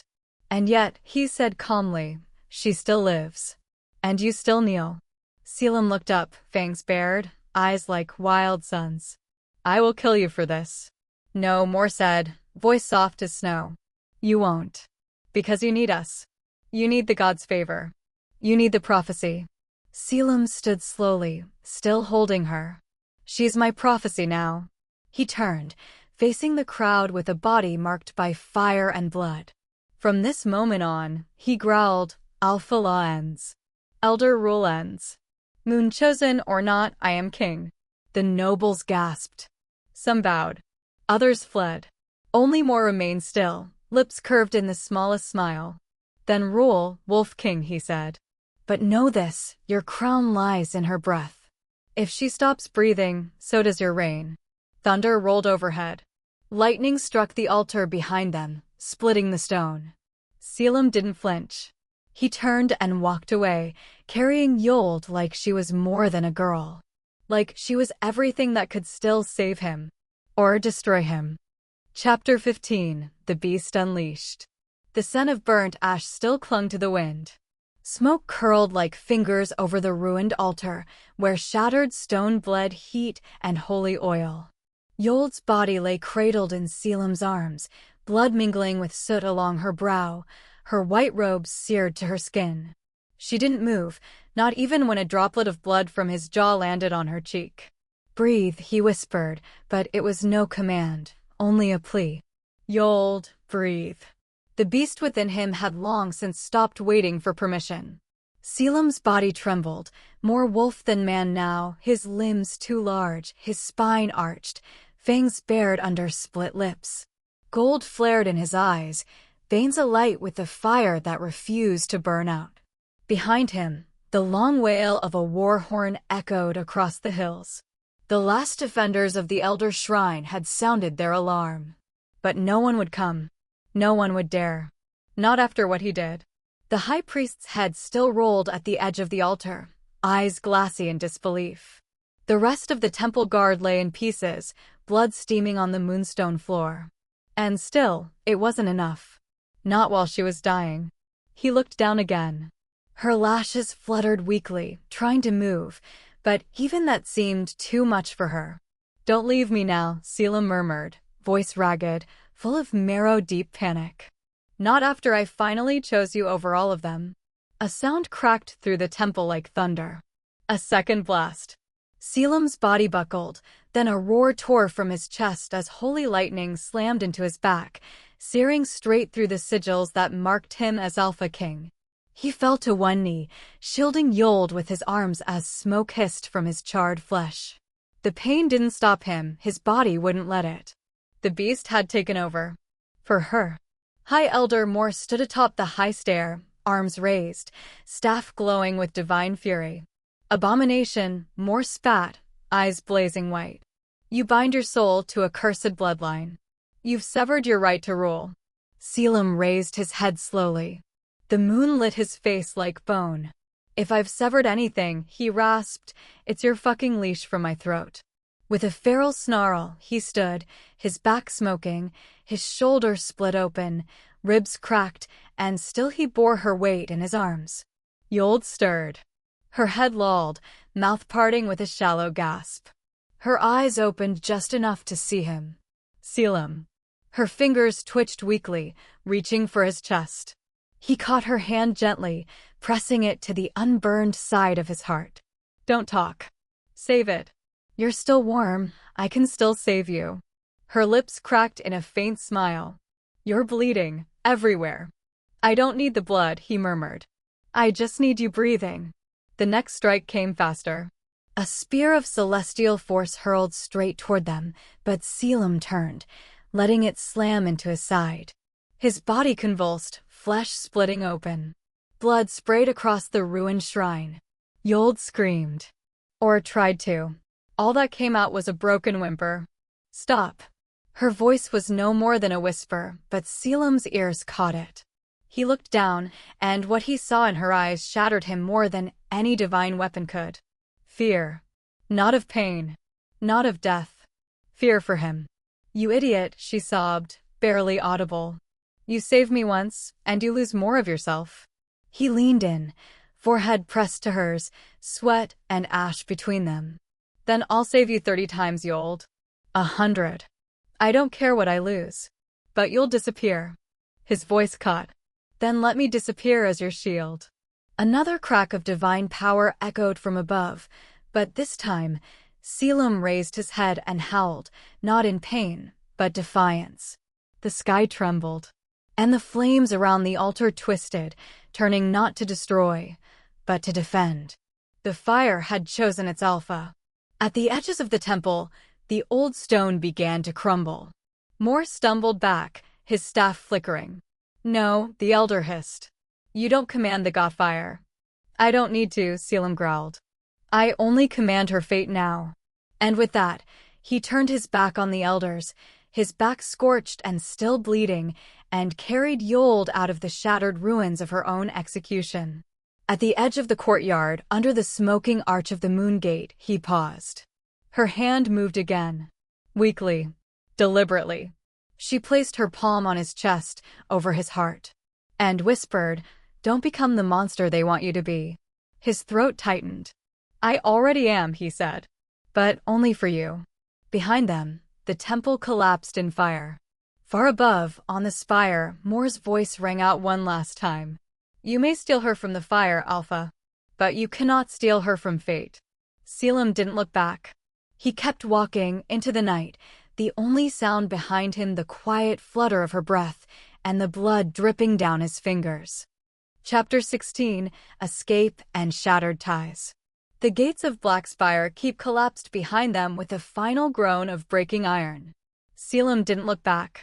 His arms ached with Ysolde's weight, her body barely more than blood-warmed silk in his grasp. Her breath was shallow against his chest, no longer steady, but still there. And that was enough to make him keep running. The snow bit deep into his bare feet as he crossed the threshold of the northern gates. The sharp wind of the outer ridge slashed his cheeks and turned the trails of blood down his back into frozen ribbons. Somewhere behind, the howls of the hunt began. Not wolves, worse.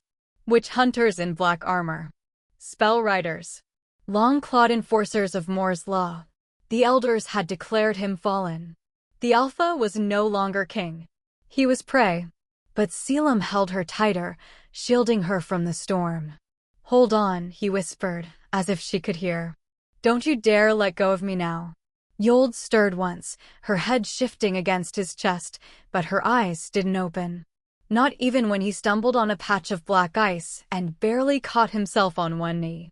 Her blood soaked through his tunic. His own bled down his spine.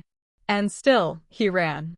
It wasn't until dawn that he reached the shadow of the icefall, the mouth of the valley known as Moonmist Hollow. Old spirits clung to the trees here, whispering in the hush between snows. No one followed them. No one dared. He collapsed beneath the roots of a sleeping ash tree, breathing like a dying man. Ysolde still didn't move. He brushed her hair back from her face, the once silken strands now stiff with smoke and dried blood. Her skin was pale, lips cracked. A flicker of her breath ghosted over his hand. "Stay with me," he said. "Just for one more day." But she didn't answer. And something in him broke. Not loudly. Quietly. Like ice beneath weight, snapping beneath the surface. He bared his teeth, cursed the gods, and finally pressed his palm to her sternum, over the mark that bound them, once golden, now flickering weakly like a dying ember. "Take it," he snarled. "Take whatever I have left." The magic surged. Light burst between them, not radiant but raw, his pain, his grief, his desperation. It surged through her body in pulses, and she arched, a silent scream caught in her throat. He pulled back instantly. No, I didn't mean to, Ysolde, I'm sorry, Her eyes opened. For a moment, just a sliver of color, amber ringed in silver, wild and unfamiliar. Then her hand rose, weak but deliberate, and pressed against his chest. "You're bleeding," she whispered. "You almost died," he choked out. "Again." "Then let me die next time," she said, her voice rasping with exhaustion. "I'm tired of being saved only to be burned again." Caelum's throat tightened. "You think I wanted to see you on that altar?" "No," she said softly. "But you watched it happen." He couldn't answer that. So he didn't. Instead, he looked away. The snow had started again. Quiet, cold, and uncaring. Ysolde sat up slowly, holding her side. Her expression turned sharper, more alert. "They're tracking us," she said. "I can feel the spell net tightening." "What?" Caelum turned sharply. "The long chain binding your soul, it's still connected to them," she murmured. "I saw it when I tried to heal you. A divine shackle. They're using it to trace you." "You tried to heal me?" His voice darkened. "Why?" Her brows furrowed. "You were dying. You could have died." She smiled bitterly. "You say that like it wasn't worth the trade. And that was the moment something shifted in him." He stood abruptly. "We're moving. Now." She followed, slowly, her steps shaky, barely able to keep pace as he led them deeper into the hollow. The snow thickened. Twilight returned, painting the world in bruised lilac light. He helped her over fallen logs, through frozen creeks, never once releasing her hand. They stopped only when the scent hit him. Blood. Magic. Arrows. He spun just in time to see a black-feathered shaft screaming through the trees. Ysolde shoved him sideways.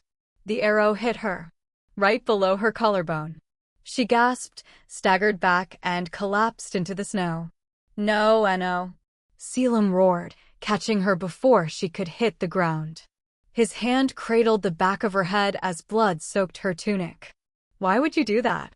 She smiled through the pain. "You saved me from a cage. Let me buy you a few more steps of freedom." His eyes burned gold. "I don't want your sacrifice," he growled. "Then you never should have bound me," she whispered. "Because you can't stop me from protecting you." He kissed her. Not like a lover. Like a dying man drinks water. His lips pressed to her forehead, to her blood-stained cheek, to her cracked mouth. She clung to his shirt with the last of her strength. The trees howled. A second arrow flew. He caught it midair with his hand, snapped it, and tossed it aside. His arms went under her again. "This time," he said, voice thick, "you don't walk." She was too weak to argue.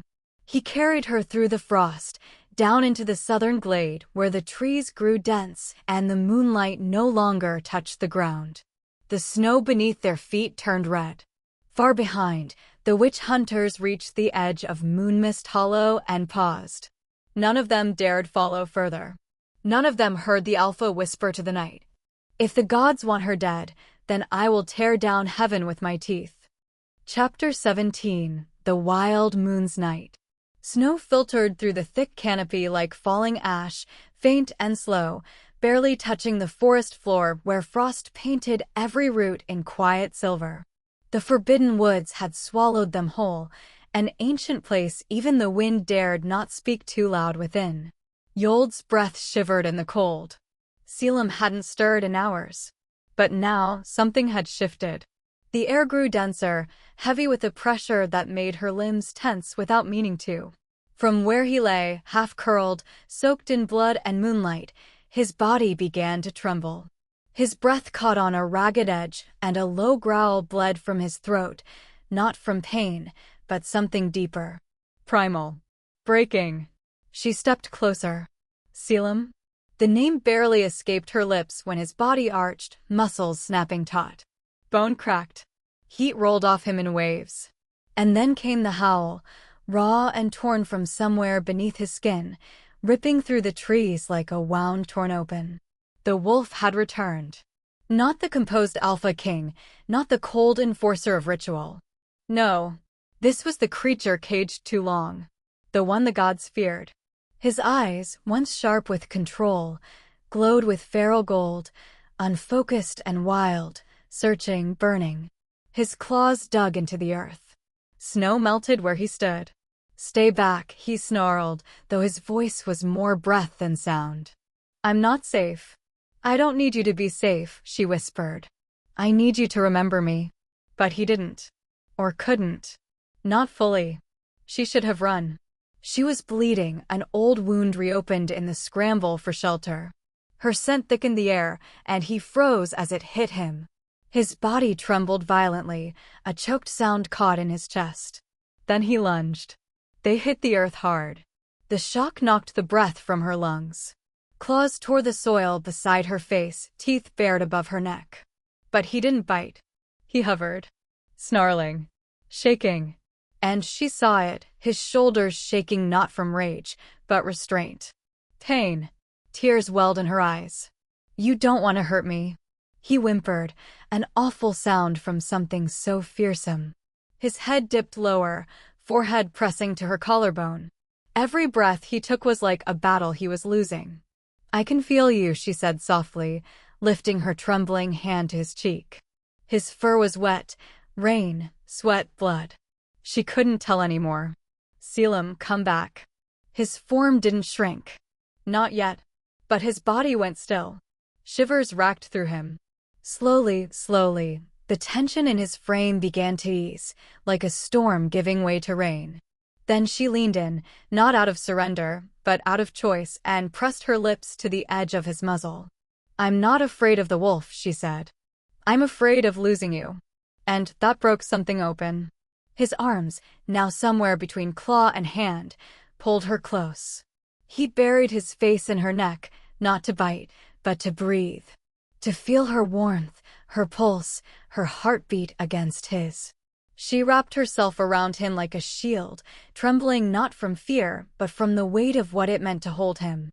When their bodies moved together, it wasn't out of domination.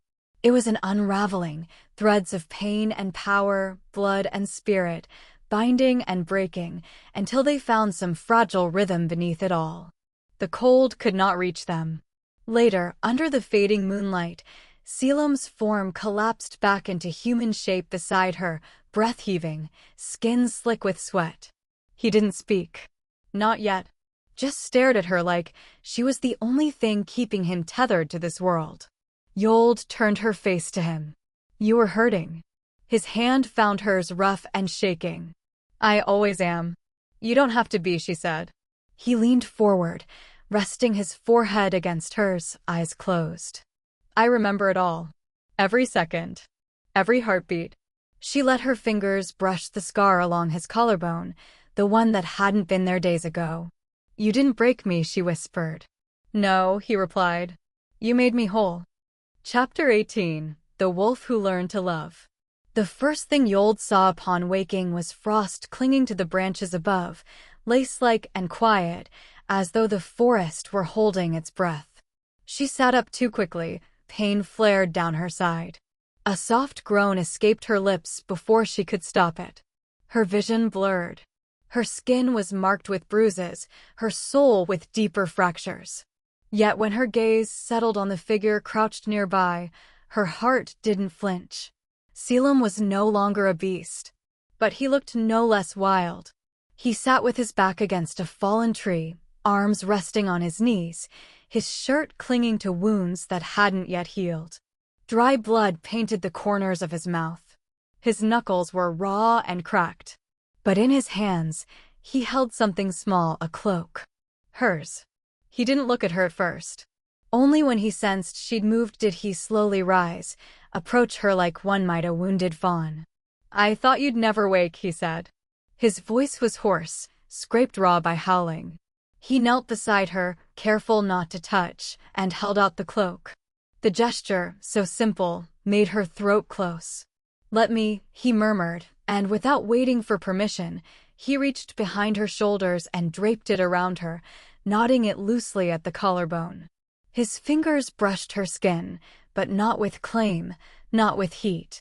Just proof that she was still warm, still breathing, still here. She flinched anyway. He paused. "I won't touch you again," he said softly. "Not unless you ask." She looked at him, really looked, and saw what remained after rage. Ash and ruin, yes, but something tender buried beneath. He had bled for her, broken for her. And now he was waiting like a soldier awaiting verdict. "I should hate you," she whispered. He nodded. "I know." Her fingers clenched the edge of the cloak. "But I don't. Not anymore." They sat in silence. The kind of silence that didn't demand words, but made space for breathing. Later, they moved slowly through the forest. Caelum supported her when her knees buckled, but he didn't speak unless necessary. No commands. No snarled warnings. Just presence. A shadow, constant and quiet. They stumbled into the hidden valley by nightfall, where the trees opened into a hollow. There, they found them, the outcast wolves. They were lean and scarred, their eyes sharp with suspicion. But when a sickly pup collapsed near Ysolde's feet, she knelt without hesitation. Her hands trembled as she pressed them to the pup's chest, channeling the last threads of her energy. Light flickered faintly from her palm, not divine, but determined. The pup whimpered, then breathed easier. Murmurs spread. "Moon-blessed," someone whispered. "She carries the gift." They called her the moon's mercy. The blessed flame. The giver of warmth. And Caelum, standing in the shadows behind her, did not correct them. He watched her, mouth parted slightly, as though seeing her anew. The pride on his face wasn't loud, it was reverent. And when her eyes finally met his, something unspoken passed between them. Later, as the others slept, they sat apart from the fire. She leaned against a tree, the cloak still around her shoulders.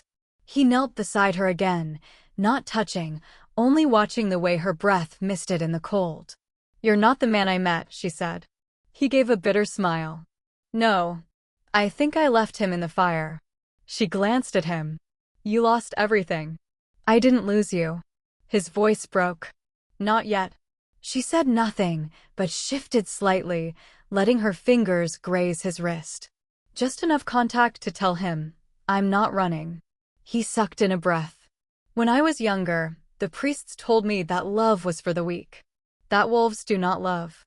We take. We rule. We command." "And now?" she asked, voice barely audible. He swallowed. "Now I think love might be the only thing strong enough to make me kneel." Her chest ached. Not from pain, but from the terrifying softness of it. Of him. I still don't trust you, she whispered. He nodded, solemn. Then I'll earn it. Every hour. Every breath. I'll learn to be the kind of man who deserves your trust. You don't need to worship me. I'm not worshiping, he said, and his voice cracked. I'm just thankful. She turned her face away, blinking against the heat behind her eyes. Somewhere in the distance, a howl rose, sharp and unnatural. Caelum tensed, head snapping toward the sound. They've found us, he said. The god sent flame. She looked at him. Then we run, she said. But not like last time. This time, we run together. His breath hitched. Together, he echoed. He stood, offering his hand, not as a command, not as a claim, but as a vow. And when she took it, he didn't smile. He bowed. Chapter 19. The Girl Who Tamed the Wilds. The southern wind carried ash.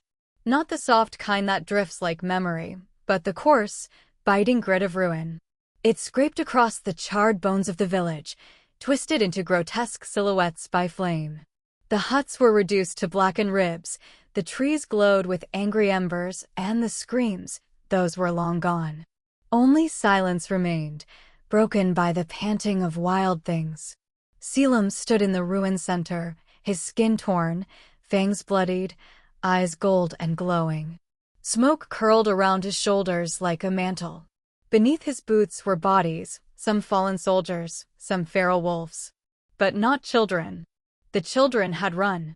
Or tried to. A high, keening howl tore from the outskirts of the wreckage. A pup, small and white-furred, snapped at a soldier's throat with trembling teeth. The scent of blood made the rest of the young ones surge forward, their eyes clouded by fear and fury, their claws guided by chaos. And then, her voice. It wasn't loud, but it was real. Stop. One word, and the breath of the forest paused. The moon, high and distant, seemed to shiver. Ysolde stepped through the curtain of smoke, her palms outstretched, her hair heavy with ash.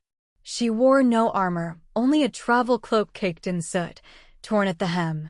A thin trickle of blood ran down her temple, dried against her jawline like war paint. But her eyes, gods, her eyes. The wolves froze. So did the men. Because Ysolde glowed.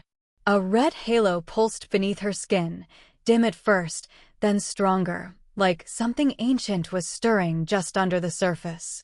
Her lips moved, not in language but rhythm. A vibration hummed from her chest, tuned to the blood in the air, to the trembling instincts of every half-formed beast nearby. She wasn't commanding them. She was singing to them. One by one, the pups collapsed, not out of pain but surrender. Their limbs folded. Their heads bowed. The white one whimpered and crawled to her feet, nudging her ankle like it knew. She fell to her knees. The light in her dimmed, but not before it touched every trembling body and calmed it. Caelum reached her before she hit the earth. He didn't say her name. He couldn't. His throat was raw from too many howls, his chest cracked where magic and grief had pulled him apart. But he cradled her like something holy, his blood-soaked hands gentle on the body that had once stood against him and now stood between death and salvation. You saved them, he whispered into her hair. You saved me. She didn't answer. She was too busy breathing. And he was too afraid to ask whether she would keep doing so. A moment passed like a lifetime. Then another. And then the villagers, those who had hidden, those who had watched her shine like moonfire through the smoke, they knelt. Not to Caelum. Not to the bloodied alpha of the north. But to her. Luna, an old woman whispered. She is Luna. The name traveled from tongue to tongue, more breath than declaration. Luna. Not a title, not a station. A truth. Caelum's hands trembled. For all the times he had crushed, torn, ruled, he had never been bowed to like that. Not by hearts. Not by choice. Rurik arrived near dusk, booted feet thudding softly across scorched ground. His armor bore the mark of frost, his blade not yet blooded. He dropped to one knee by Caelum's side, eyes widening at the sight of the woman in his arms. She calmed them, he asked softly. Caelum nodded. She saved the pups? He nodded again. And you? A pause. I think she saved what's left of me. Rurik stood, his gaze flicking to the shadows of the tree lean. Then you should know, he said gravely. Mor has sent the sealed ones. They march under the banner of the divine. Not to reclaim you. Caelum stiffened. They come for her. Ysolde stirred. Even unconscious, she heard. That night, they did not run. They stayed in the ruins, under the stars, beside the quieted wolves. Ysolde lay beneath firs in a half-collapsed hut. Her breathing was shallow, but steady. Her fingers twitched as if still caught in the rhythm of the blood melody she had poured into the pups. Caelum sat beside her. He did not sleep. He only watched. Watched her chest rise and fall. Watched the firelight catch the ends of her hair, turning the ashen strands almost silver, but not quite. He thought of the first time he saw her, covered in mud and defiance, eyes too large for her face and fury too sharp for her collarbones. He remembered the way she had bit him, not physically, but in spirit, snapping at his authority with a mouth full of thorns. She was still biting. Only now, the world bowed to it. He leaned closer. Carefully. His hand hovered over her face, not touching, just close enough to feel her warmth.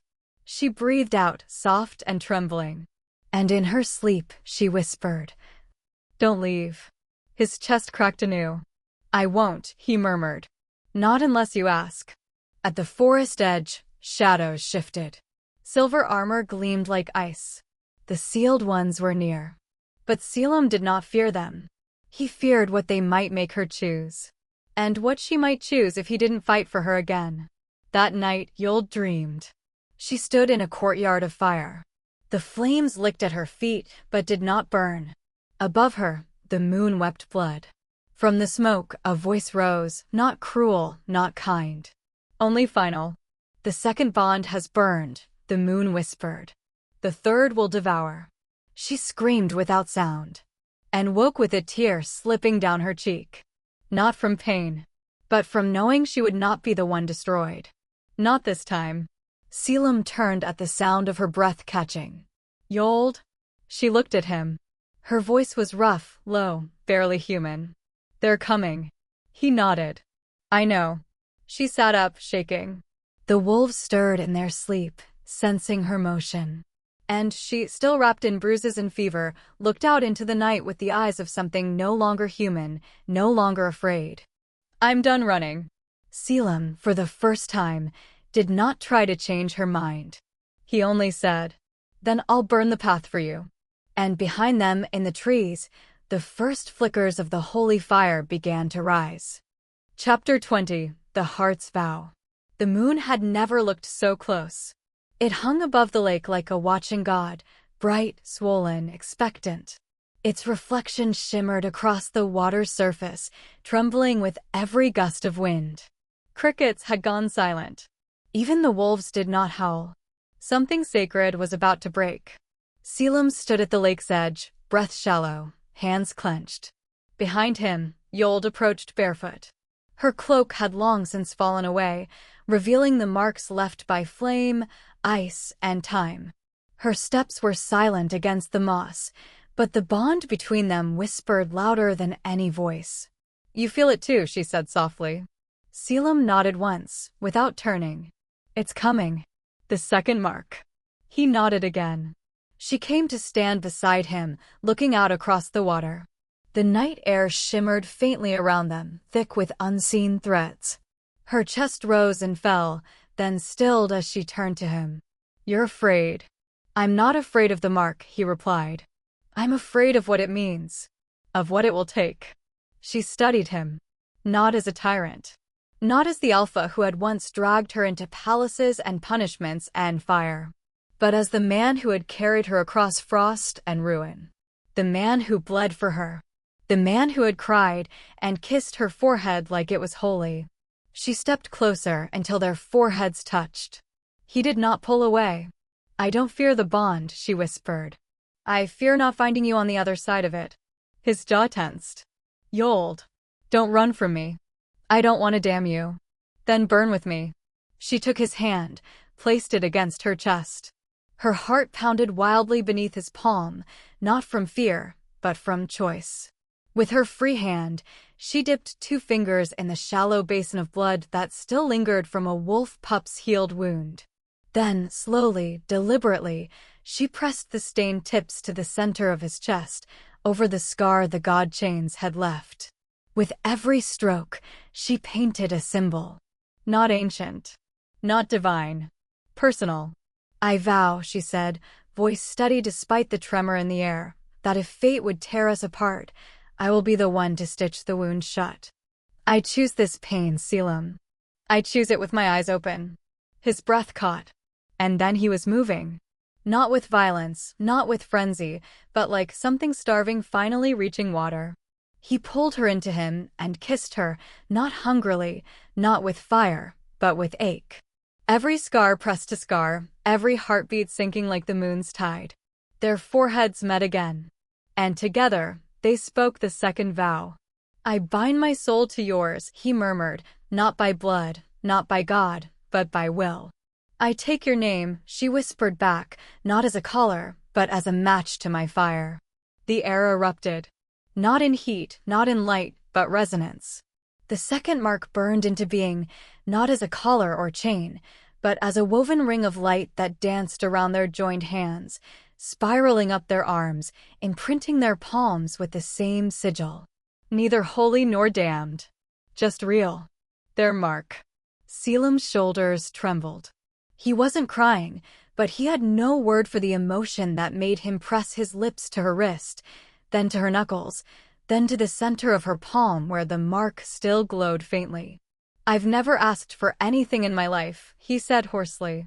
"But I ask now, stay." Ysolde smiled softly, brushing back a lock of hair stuck to his cheek. "I already did." Then the wind changed. A low thrum rolled over the hills, slow and deep. Drums.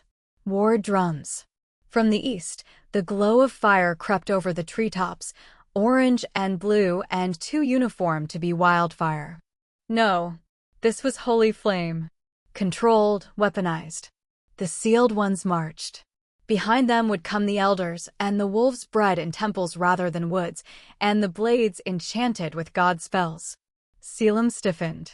Ysolde's hand slid into his, anchoring him. "We knew they would come," she said calmly. "They'll see you as the rebellion. Then let them see." He looked at her, not the girl he once dragged in chains, not the pawn they had all believed her to be.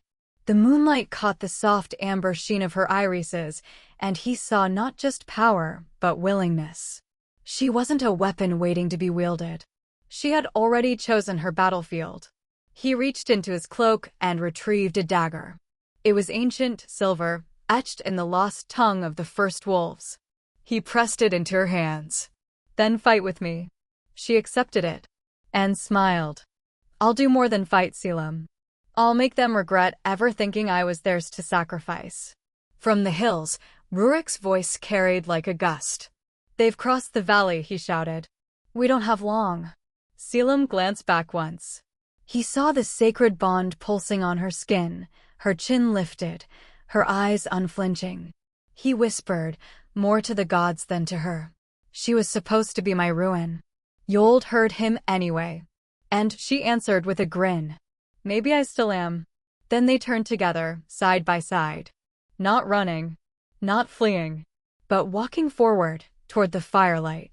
Toward fate.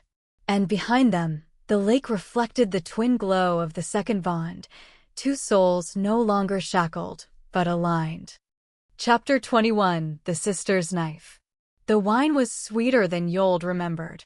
It shimmered like melted rubies in the silver chalice, catching the flicker of firelight as it was passed from one noble hand to the next.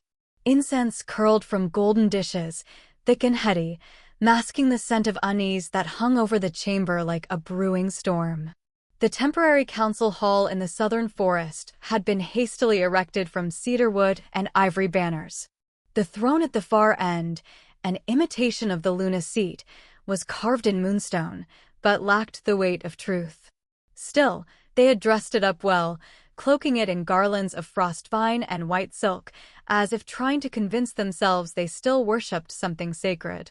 Ysolde sat at the head of the long table, her back straight, her hair loose and glinting with the cool light of the rising moon. She wore no crown, no armor. Only a simple cloak of midnight wool, clasped with the sigil of her own making, a silver flame cradled by a wolf's fang. To her left, Caelum stood silent, his arms crossed over his chest, amber eyes scanning every twitch of every noble's hand. His jaw was locked. He had spoken only once that night, to warn the council that any insult toward Ysolde would be answered in blood. To her right sat her sisters. Lyra, poised like a saint. Sarah, sweet as spun sugar. Their smiles glistened with the kind of love that tasted old, like dried rose petals left too long in the sun. "Let us drink," said Sarah, her voice like a songbird's coo, to unity and to the rising of a new Luna. She lifted her goblet. Lyra followed, her fingers delicate around the stem. Ysolde hesitated. The wine glinted again. Something metallic lurked beneath its sweetness. Caelum reached for her goblet before she could lift it. "Don't," he said. The room stilled. Whispers fluttered like moths. Lyra's smile didn't falter. Sarah's eyes widened, just enough to feign innocence. "Is this how you repay our gesture of peace?" Lyra asked, voice light, airy. "By suspecting us of treason?" "I suspect no one," Ysolde said calmly, her gaze still on the wine. "But alpha hands tremble only when they're right." Sarah blinked. "It's the ceremonial wine, Ysolde. You drank it with us as children." "Yes," she murmured. "And back then, it wasn't laced with hemlock kiss." The silence dropped like a blade. Sarah's face fell flat. Lyra did not move. Caelum's voice cut through the stillness, low and dangerous. "I should burn this hall to ash." He reached for his dagger. But Ysolde touched his wrist. "No." His nostrils flared. "They tried to poison you." "Yes," she said softly. "And I will answer them. But not with your hands." She stood, her legs steadier than she expected. Her pulse beat in her ears, a quiet roar of betrayal and memory. She walked around the table, past stunned counselors and wide-eyed guards, until she stood before her sisters. She held the goblet in both hands. "Why?" she asked. Lyra's expression finally cracked. "Because you don't belong here." Ysolde's throat tightened. "You scrubbed floors," Sarah added, no longer pretending. "You were born behind our walls, not into our blood. You were never meant to be Luna." "I was meant to die for one," Ysolde said. Lyra's lip curled. "You were meant to serve one." Ysolde exhaled slowly. Then, without breaking eye contact, she drank the entire goblet. Gasps echoed across the chamber. Caelum lunged forward. "Ysolde!" She did not flinch. She swallowed the wine and set the cup down gently on the nearest pedestal. "I've already taken the antidote," she said, voice steady. "I wanted you to see that your venom doesn't scare me." Her gaze locked with Sarah's. "You thought I would fall to my knees. That I would beg you to love me again. But I've died enough times at your hands to learn how to rise without you." Lyra's cheeks flushed. "You think you've won their hearts? The council only follows you because of him." She gestured to Caelum with contempt. "A tyrant's shadow." Ysolde turned. "I didn't need Caelum to fight my battles. I only needed him to believe I could win them." A murmur ran through the room. Caelum watched her like she had grown wings. Ysolde stepped forward again, her voice lowering. "I won't strike you down. Not because I'm weak, but because I want you to live long enough to see what a real Luna looks like." "You're a bastard," Sarah hissed. "A servant. A stain." Ysolde smiled. "And still, I survived your poison." Caelum's voice followed like a thunderclap. "If either of you so much as breathes in her direction again, I will erase your line from history." But Ysolde raised a hand, still calm. "No. No more threats." Her voice dipped into a stillness that silenced even the murmurs. "No more blood unless it's mine." She stepped back to the head of the table, picked up a second goblet, and lifted it high. "Let this be the last cup shared between false sisters and the woman they tried to bury."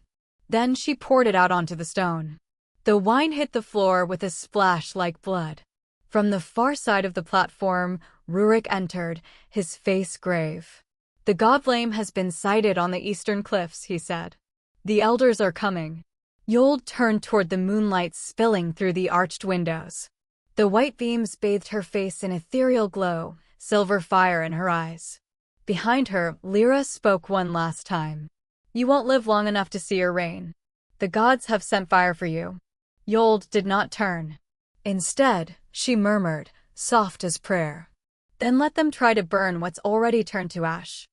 Chapter 22. The Hunt in the Thorns. The forest didn't sing that night. It breathed. Shallow and sharp, like a wounded beast pressed beneath a hunter's boot. The thorns whispered with every gust of wind, brushing against bark like skin, sighing with the weight of something waiting to die. Ysolde ran. Her breath was ragged, raw in her throat, each step tearing through root and shadow. Her dress, once ceremonial, a thread of moonlight wrapped in silk, was shredded, soaked red where the arrow had pierced her side. Every pulse of her heart bled more into the soil behind her. They were close. She could hear them. The clink of armor, the whisper of chainmail brushing over bark, the religious incantations spoken not in prayer, but in pursuit. These were no ordinary soldiers. These were the God-sent blades, the ones who served not justice, but holy erasure. "Find the witch," a voice hissed from behind. No marks left. Not even a name. Ysolde stumbled over a root and fell hard, cheek slamming into damp earth. She didn't cry out. She couldn't afford the luxury of pain. The arrowhead, still lodged beneath her rib, screamed with each breath. Her fingers clutched at the wound, warm slickness seeping through her palm. The trees overhead blurred, sky fragmented through skeletal branches. She crawled. No magic. No strength. No Caelum. No wolves. Only the silence of her own defiance. The undergrowth tore at her skin, reeds slicing over old scars and new. Her breath came in whimpers now, her blood leaving breadcrumbs behind her. And yet, through the endless thorns, she saw it. A clearing. Lit faintly by the dying glow of the moon, a stone arch stood crumbling and half buried in moss. Vines coiled up its spine, as if holding the ruin in place, refusing to let it forget its name. The remains of the moon goddess. Ysolde didn't know if she crawled or fell into the clearing. Her body barely registered the movement. She reached the base of the statue, half shattered, its face worn by time, but unmistakable. A woman carved in marble, her mouth parted in sorrow. A single hand outstretched. Ysolde pressed her bloodied palm to it and whispered, "I've never asked you for anything." She coughed, the taste of iron coating her tongue. "I was born wrong. Marked wrong. Loved wrong." A sob broke from her chest. "Do I die wrong too?" No answer. The wind was still. Even the birds had ceased. Her knees buckled. She slumped forward, her forehead resting against the statue's feet. Blood trickled down the goddess's arm from where Ysolde had touched her. And then, a sound. Not wind. Not birds. A single drop. Drip. It landed on Ysolde's neck, warm and wet. She looked up. The statue was crying. Tears ran in twin tracks down the stone face, carving through dust and vine, and as they fell, the world tilted, light flaring, dark receding. Ysolde gasped. But it wasn't air she drew in, it was memory. The clearing was gone. Now there was fire. A great bonfire roaring in a courtyard carved from moonsilver. People danced around it, robes crimson and white. Drums beat like 1,000 hearts. Wolves howled above, not in hunger, but in worship. And at the center stood a woman, her face veiled, her hands glowing. Ysolde recognized the voice before she heard it. Her own. Only not. "You swore," the veiled woman said, lifting her chin toward the gathered crowd. "That love would not come before duty." The crowd chanted, "Duty before heart. Blood before name." "I didn't know it would feel like this," Ysolde whispered, standing at the edge of the vision. "You did." The woman turned toward her. Her veil parted, and it was her. An older Ysolde. a past version, a forgotten self.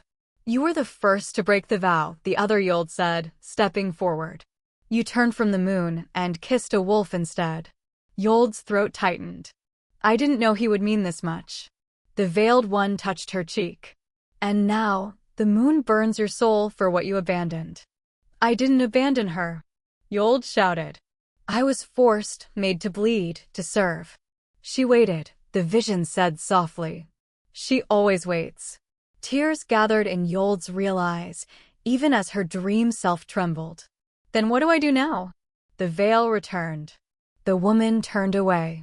Redeem yourself. Not with sacrifice, but with choice. The bonfire rose behind her, turning from red to silver. Smoke billowed, and from it a voice echoed. Not hers. Not the vision's.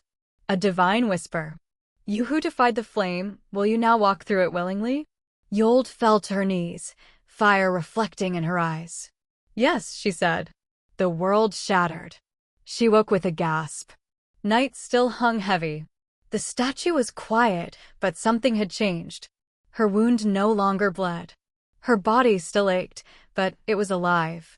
And more, beneath her skin, something pulsed. A new tether. Not to Caelum. Not to the contract that bound them. But to herself. To the name the moon had once whispered and would again. Ysolde Fenmoor stood, hand pressed to the statue's heart. The blood she had left was gone. The tears remained. In the distance, the hounds howled. The gods sent were coming. But this time, she didn't run. Chapter 23, The Dream Before the Blood. The air in the dream wasn't air at all. It was memory, cloying and thick, clinging to Ysolde's lungs like smoke that refused to be exhaled. She stood barefoot on red earth, the scent of iron heavy in her nose. Above her, the sky swirled with ash-colored clouds, streaked with silver light that flickered like dying stars. Around her, silence. Not peace, judgment. Before her stretched a battlefield frozen in time. A ring of blackened trees encircled the clearing. Their twisted limbs clawed the heavens, charred from lightning that hadn't come from the sky. At the center of it all lay a circle of scorched symbols, carved in the shape of the old runes, the language of the wolves before they were bound by laws and thrones. She stepped forward. Her feet sank into the dirt, still warm. Her white dress, when had she changed into this?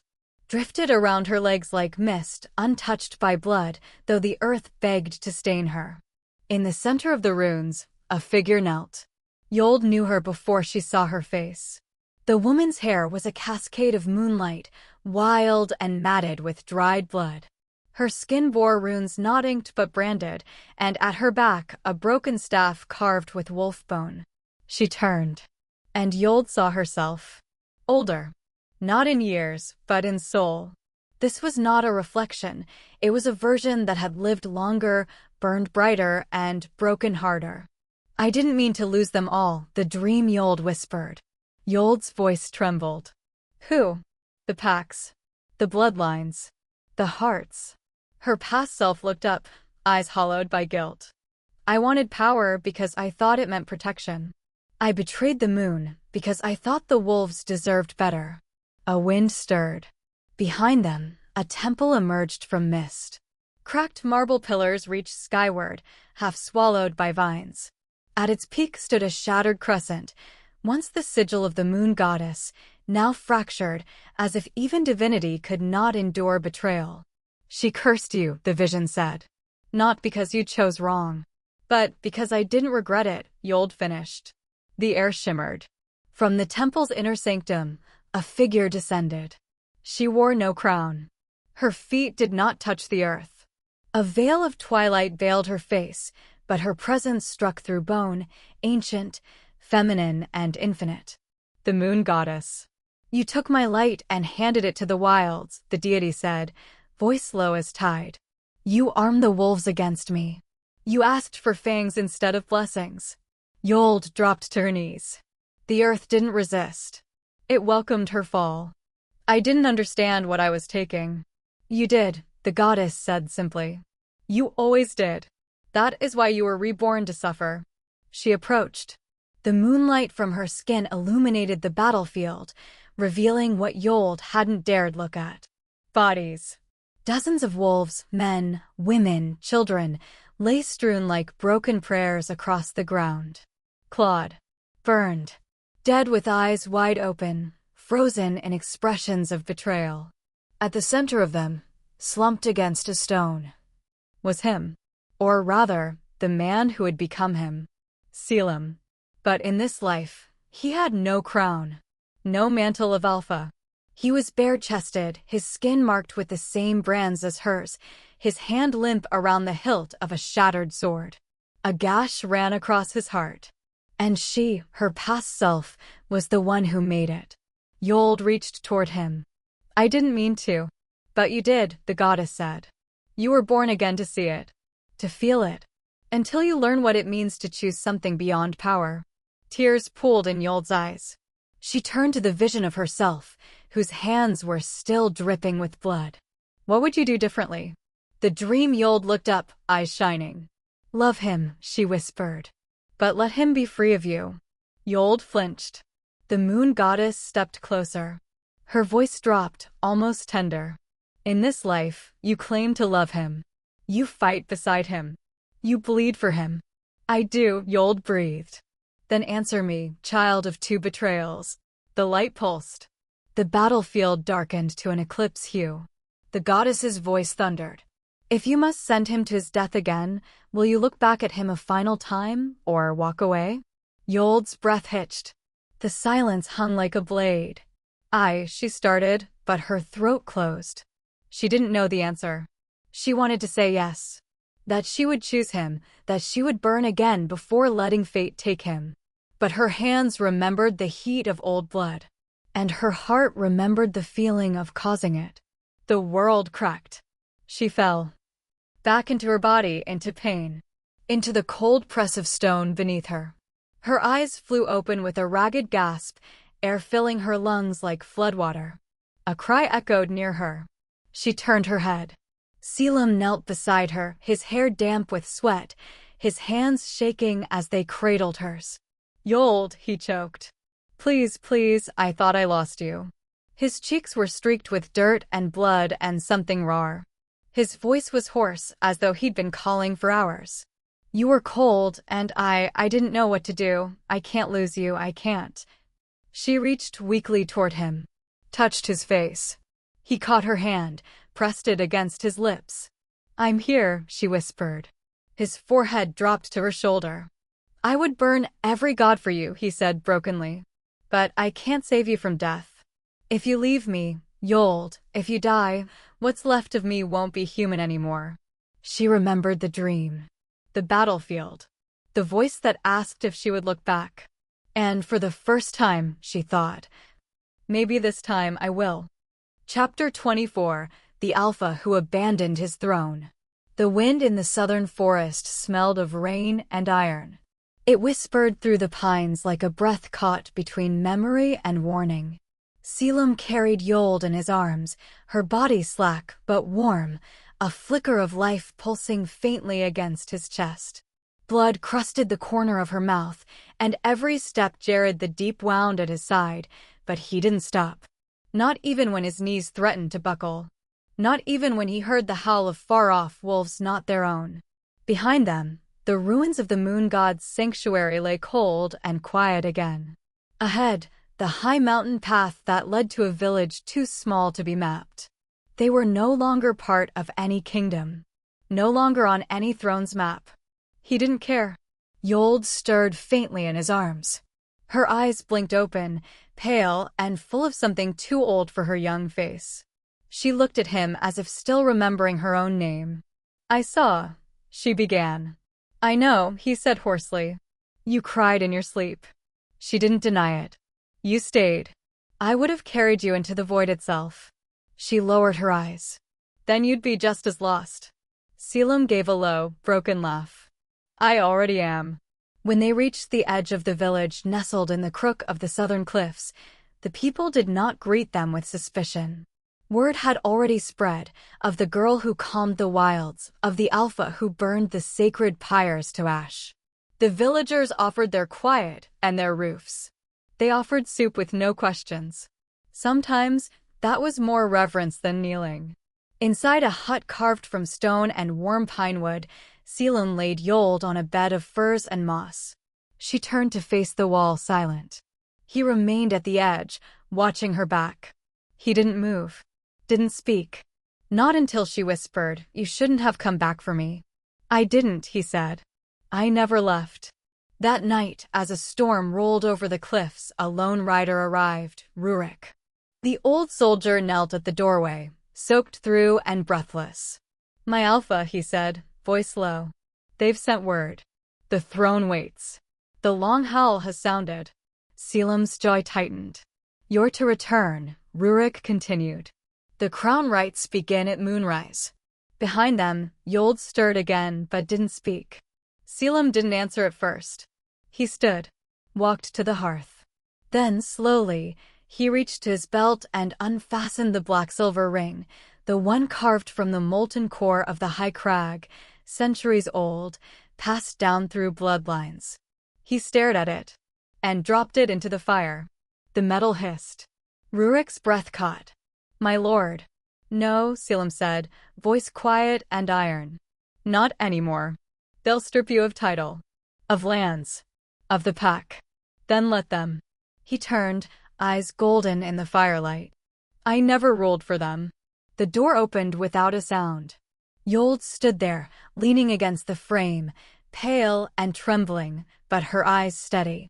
He crossed to her at once, caught her before she could fall, and held her there in the doorway. "I should be angry," she whispered. "You ruined yourself for me." He smiled against her hair. "I did it for me." She looked up at him. "You threw away everything." "I had nothing, Ysolde." His voice cracked. "Not when I thought you were gone." She reached up, touched the hollow at his collarbone. The place where the ritual crown would have rested. "I saw a vision," she said. "In the temple. I was the one who killed you." His smile faded. "Then I suppose," he said, "you're the only one who gets to." The night passed with no further words. Only the sound of breath and the beating of two hearts that had once warred, now tentatively learning peace. At dawn, he rose and walked with her to the edge of the sacred spring outside the village. Its waters shimmered with old power. It had been said that Alpha heirs once bathed in it to receive their divine mandate. Instead, Caelum knelt, reached into the pouch at his side, drew out the last symbol of rule, the black steel crest of his family, bearing the sigil of the twin moons. He looked to Ysolde. She said nothing, only watched, eyes brimming with something too vast to name. He dropped the crest into the spring. The water steamed. The air shivered. Somewhere, the gods turned their heads. He turned to her, pulled her into his arms. "I once thought you were my fate," he said. "Now I only want to be yours." She trembled in his hold. "Fate is cruel," she said. "Then we'll make our own." From the hilltop, Rurik came running, breath harsh, his blade drawn. "My lord." "Not your lord," Caelum said, still holding her. Rurik didn't stop. "They've come," he gasped. "From the north. Lyra, she's leading them. The god-marked soldiers. They've begun burning the outposts. They're heading for the village." Caelum's hold on Ysolde tightened. She looked to him, calm as moonlight. "Then we run." He shook his head. "No," he said. "Not anymore." Chapter 25. The Beast Within the Queen. The wind on the southern highlands carried the scent of ash and blood. Smoke curled around the cragged edges of the plateau, where once stood forests and quiet fields. Now it was the stage for something ancient, something inevitable. Ysolde stood at the edge of the battlefield, her hair unbound, her cloak torn, her breath catching in her throat as she looked upon the advancing God-sent army. Rows of white armored zealots moved like a tide. Their banners bore the mark of divine flame, their eyes hollow with blind purpose. And Lyra was at their head. "Sister," Lyra called across the field, voice amplified by some unseen magic, cold and sharp as obsidian.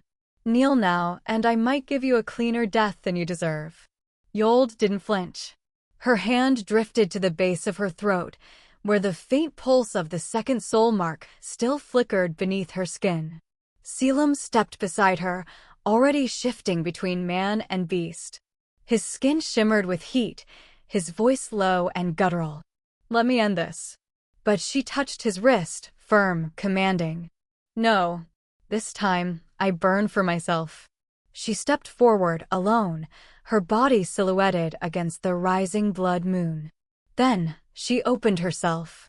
Blood spilled from her palms, not from a wound, but from will.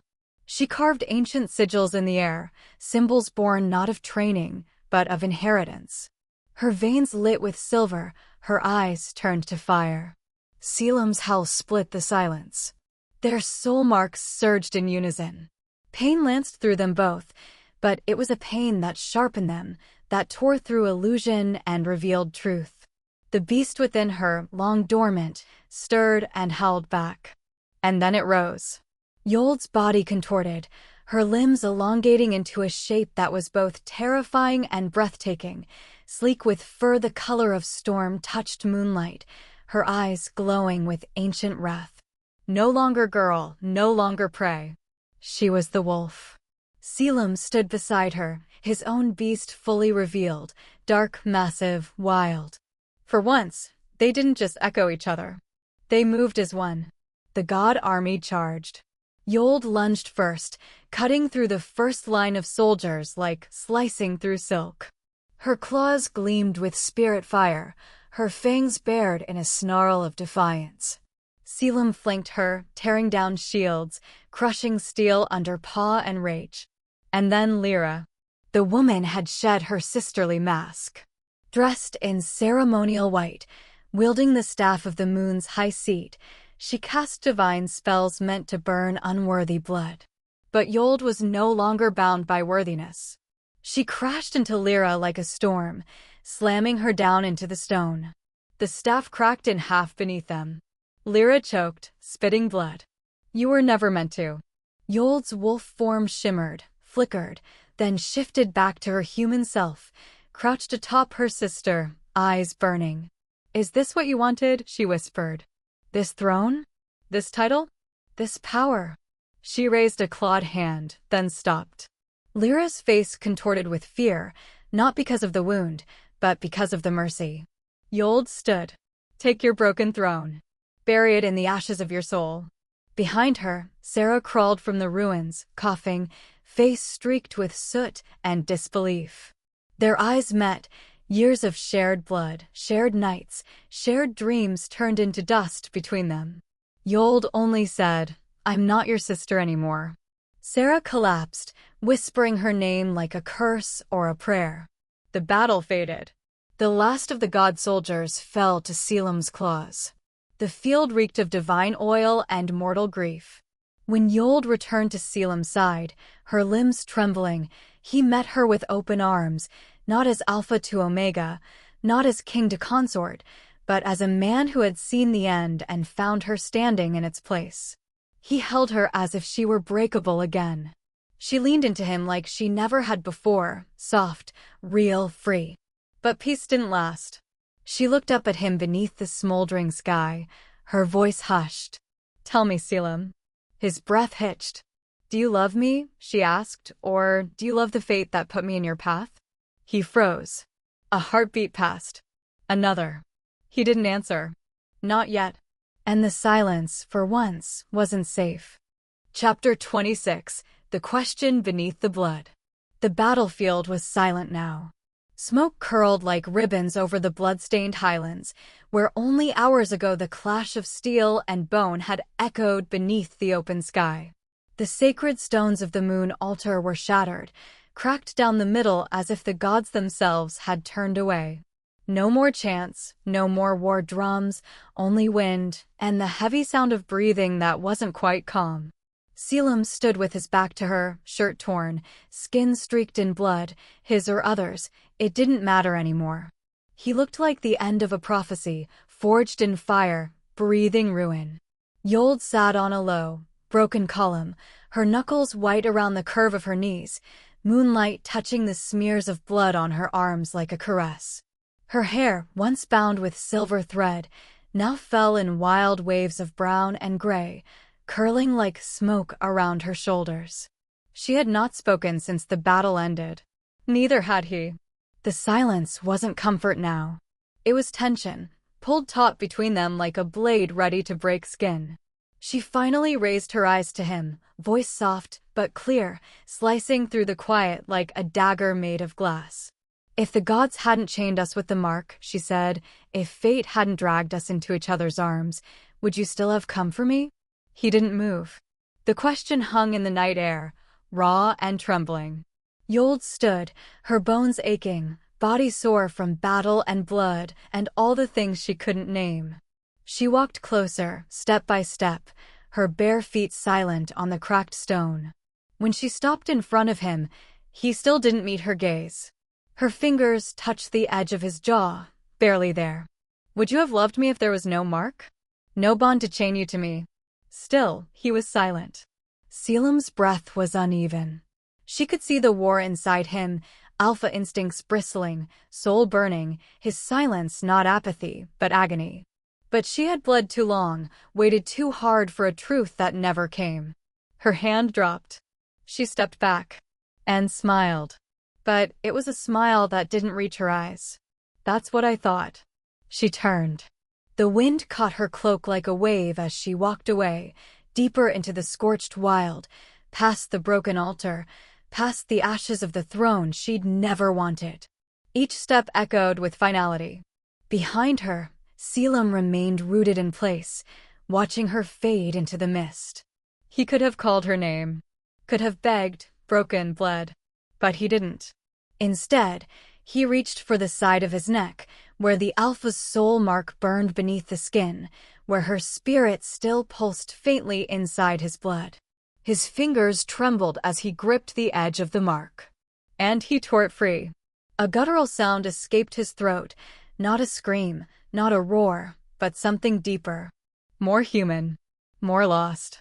The mark shattered like glass made of starlight. Pain exploded across his body, searing through muscle and memory.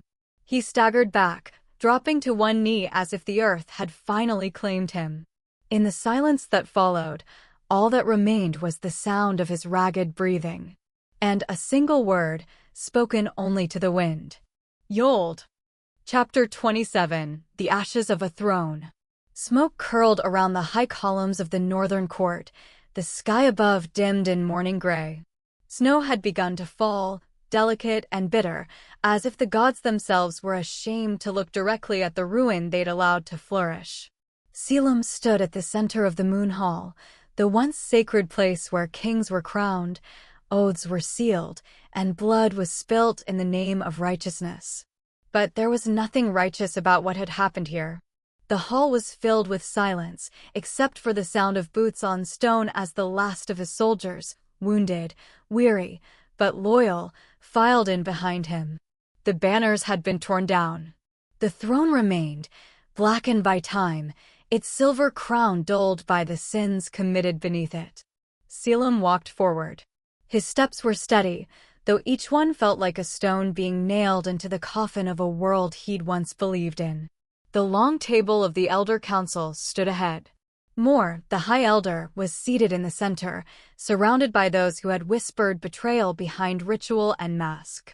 Their robes were spotless, untouched by fire or guilt, and yet the rot behind their eyes was visible to all. "Alpha Caelum," Mor began, voice falsely smooth. "We had not been told of your return." "I wasn't asking permission," Caelum said coldly.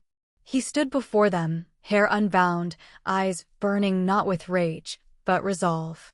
Behind him, Rurik unsheathed his blade with a whisper of metal. The threat did not need to be spoken. It hung heavy in the air, heavier than the scent of blood that still stained the stones. Caelum turned his gaze on the assembled council. "You plotted to sacrifice Ysolde Fenmoor at the moon altar," he said, voice echoing across the chamber. "You branded her unworthy. You called her a danger to the bloodline. But it wasn't fear of her power that moved you, it was fear of your own fading control." Murmurs rose. Mor's lips thinned. "You forget yourself. She defied the sanctity of the contract. She survived it, Caelum cut in. She bled for this tribe more than any of you ever have. And you tried to burn her for it. He turned, stepped onto the platform where the Alpha's staff had always stood, a black obsidian rod etched with the marks of each ruler before him. He had carried it into war. He had held it when he first laid the mark on Ysolde's skin. He lifted it in both hands. "This is no symbol of honor," he said, loud enough for even the gods to hear. "This was the rod that signed her death. This throne has been a cage for generations, built on rites and rot." And with that, he struck the staff against the edge of the stone altar and snapped it in two. A cry rose from the elders. One of them surged to their feet, another reaching for a blade hidden in ceremonial robes. But before a single step could be taken, Rurik stepped forward, sword glinting. "Try it," Rurik said, voice low and sharp. "I have followed this Alpha through war, through exile, through fire. I'll follow him through this." He pointed the tip of his blade toward the eldest among them. "You will not leave this hall alive if you take another step toward him." Silence again. Caelum tossed the splintered halves of the staff onto the pile of broken banners beside the throne. Then he reached to his collarbone, to the faint glow of the Alpha's soul bond still lingering in his skin, the last remnant of the contract that had tied him to the throne and to Ysolde. He clenched his fist and burned it away. Light burst, searing gold and silver, before fading into smoke.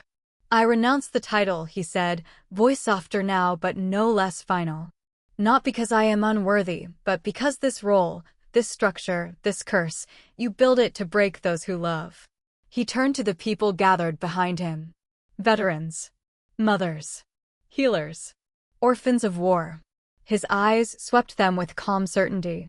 "I will not break anyone else for the sake of a kingdom that demands blood and gives no peace." He stepped down. Rurik moved to his side, a steady wall of steel and trust. No one spoke. No one moved. Fire sparked. Someone lit the broken staff. The flames spread across the tapestry of old laws, eating the gold-threaded edicts of generations. The fire climbed the throne itself, and for the first time in centuries, the moon hall was lit not by ritual, but by rebellion. Caelum knelt before it alone. The last of the bond's glow faded from his hands. "I've taken everything from her," he whispered to the flames. "Her freedom. Her name. Her choice."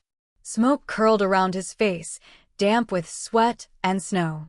"This was all I had left to give her." He bowed his head, ashes dusting his shoulders like a crown no one wanted. Chapter 28. The Path She Chose. The path was ash and silence. Ysolde's boots crunched softly on charred gravel as she stood upon the ridge overlooking the ruin that had once been the seat of power, pride, and blood. Smoke rose in slow spirals from the collapsed towers of the northern court, curling into the night like ghosts reluctant to leave. Snow had begun to fall again, soft, slow, a hush settling across the war-torn land like a lullaby for the dead. She did not flinch. Her fingers gripped the edges of her cloak tighter, the fabric damp with melted snow and dried blood that was not hers. The wolf within her pulsed, restless beneath her ribs. But it wasn't the call of vengeance. Not anymore. It was longing. The wind shifted. And with it, the scent. Ash, smoke, and him. She stepped forward. The throne room was no longer a throne room. The dome had cracked, letting the stars bleed in. The tapestries were gone, burnt away. The great obsidian dais was shattered, and the moonlight filtered through ruined arches to spill over the only figure remaining. Caelum. He was kneeling in the center of the ruin like a statue abandoned by its sculptor, ash on his shoulders, soot on his jaw. His hands rested loosely on his thighs, stained with dried blood and something older, something deeper. His gaze was cast downward, unmoving. For a heartbeat, Ysolde didn't breathe. Then she took the final steps. He heard her, or perhaps felt her. His shoulders twitched slightly, but he didn't look up. "I thought you wouldn't come," he said quietly, voice raw from smoke and silence. "I almost didn't," she answered, voice steadier than she felt. She crossed the remaining distance, then knelt before him. The floor was cold stone and memory, but her knees didn't shake. Caelum finally raised his head. The moment their eyes met, the world stopped spinning. There was no war, no blood, no prophecy, no pain, only him and her. "I gave you your freedom," he murmured, every word heavy with restraint. "You didn't owe me anything after that." "I know," she whispered, leaning in. Their foreheads touched, skin to skin, breath to breath. "I came to give you my answer," she said. He didn't move. Didn't dare.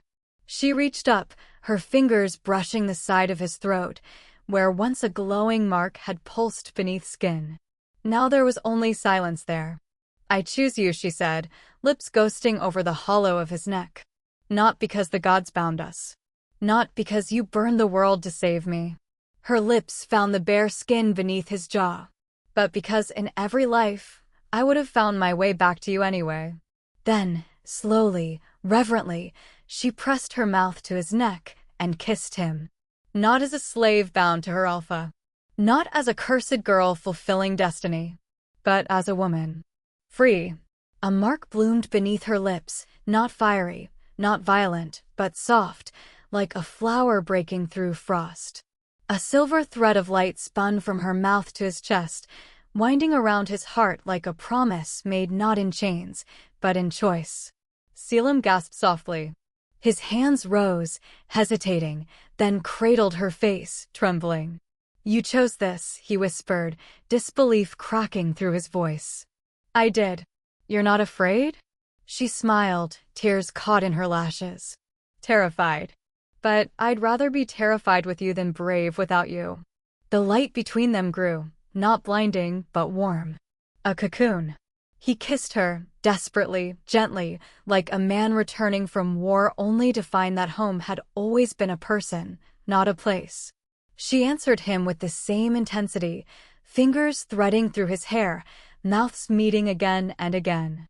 The kiss deepened, but not with hunger. With relief. With surrender. When he gathered her into his lap, it was not to claim her. It was to hold her close, like a prayer he hadn't dared speak. Clothes fell away like the weight of history. Skin pressed to skin, warmth replacing centuries of cold. When they moved together, it was not the frenzy of wolves, but the rhythm of something ancient, older than pain, older than bloodlines, older than fate. The moonlight wrapped around them like a veil. They were no longer Alpha and Omega. No longer curse and sacrifice. Just Caelum and Ysolde. Two souls who had burned down kingdoms just to find one another. And when the final mark completed, when the third and last bond clicked into place with the quiet finality of a star falling into its rightful orbit, the light around them pulsed once and faded. A hush fell over the ruins. Then, the echo of footsteps, wind, and a voice. Soft, feminine. Echoing not from around them, but within. "The new king," said the moon goddess and the moon queen, "are born of ash and choice. So shall they stand, together or alone." Caelum blinked. "Did you hear?" "I did," Ysolde breathed, resting her head against his chest. The moon above them shone brighter, and for a moment, the broken temple felt like a beginning, not an end. Caelum pressed his lips to her hair. "You gave me back my soul." She closed her eyes. "You gave me the choice." Chapter 29. The Last Night Under the Moon. The air in the valley was hushed, not with fear, but reverence. Ysolde stood alone at the base of the stone steps leading up to the moon altar, her cloak whispering around her ankles as the night wrapped her in velvet shadow. The moon, pale and swollen above the cliffs, cast its light like a benediction, silvering her skin, setting her hair aglow like embers dulled in ash. All around her, the survivors gathered. Scarred warriors. Shivering children. Matrons with blood on their hands and prayers on their tongues. They watched in silence, breath held, as if a single exhale might shatter this fragile moment suspended between centuries of war and something new. The moon altar hadn't glowed in decades. But tonight it pulsed. A breath. A heartbeat. A promise. Ysolde placed her hand upon the weathered stone. Her mark ignited. A swirl of silver and crimson coiled up her arm, illuminating her veins with light not of this world. The moon above them flickered, then flared, casting a path of light down the steps, touching the faces of those who had once doubted her, hunted her, called her cursed. Behind her, Caelum stepped forward. Not as a king, not as an alpha, but simply as a man. He moved to her side, his armor shed, wearing only the simple dark tunic he'd worn in the days before the war claimed him. His hand brushed against hers, not to claim, but to share the weight. She turned to face him. "I'm not sure I'm enough," she said, her voice barely above a breath. He shook his head, eyes shining. "You are more than enough. You are the only truth I've ever believed in." A wind stirred through the valley, soft, fragrant with cedar and ash, and with it, a shimmering form began to take shape above the altar. The moon goddess. She was not flesh and blood. She was light and shadow, memory and myth. Her form was tall and robed in silver, face veiled by the stars themselves. When she spoke, it was not with sound, but with resonance. "Luna has watched you." The crowd sank to their knees, some sobbing, some gasping. "Not for your blood, not for your name, but for your soul." Ysolde's hand trembled. Caelum moved closer, steadying her with a palm to her back. "You were not born to rule by right. You were made to rule by love." Then, to all who knelt in the moon's glow, the voice echoed louder. "No noble blood runs through her veins. And yet, her soul is the purest I have seen in 100 reigns." The light from Ysolde's chest flared. The blood-inked markings of her past, the shame they'd tried to burn into her skin, now shimmered like constellations. A map, not of what she was, but what she had become. Caelum took a single step forward, then knelt. Not because tradition demanded it. Not because he was surrendering his authority, but because his heart knew where it belonged.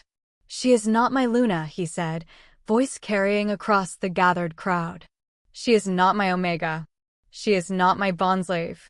She is my only faith. My sun, my storm, and my sanctuary." Ysolde stared at him, breath caught. "You don't have to kneel," she whispered. "I know," he said, looking up at her with a smile that held no pride, only peace. "But I want to." She reached for him. Their fingers intertwined, and the valley bloomed with light.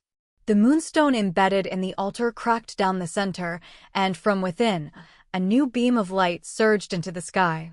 It pulsed once, then split, casting its radiance down in 3 directions, toward the north where the old kings had fallen, toward the south where the gods had slept, and toward the earth where her people now knelt. Unity. Change. A new world. The people began to rise, one by one, then in clusters. And they bowed, not because they were told to, but because they chose to.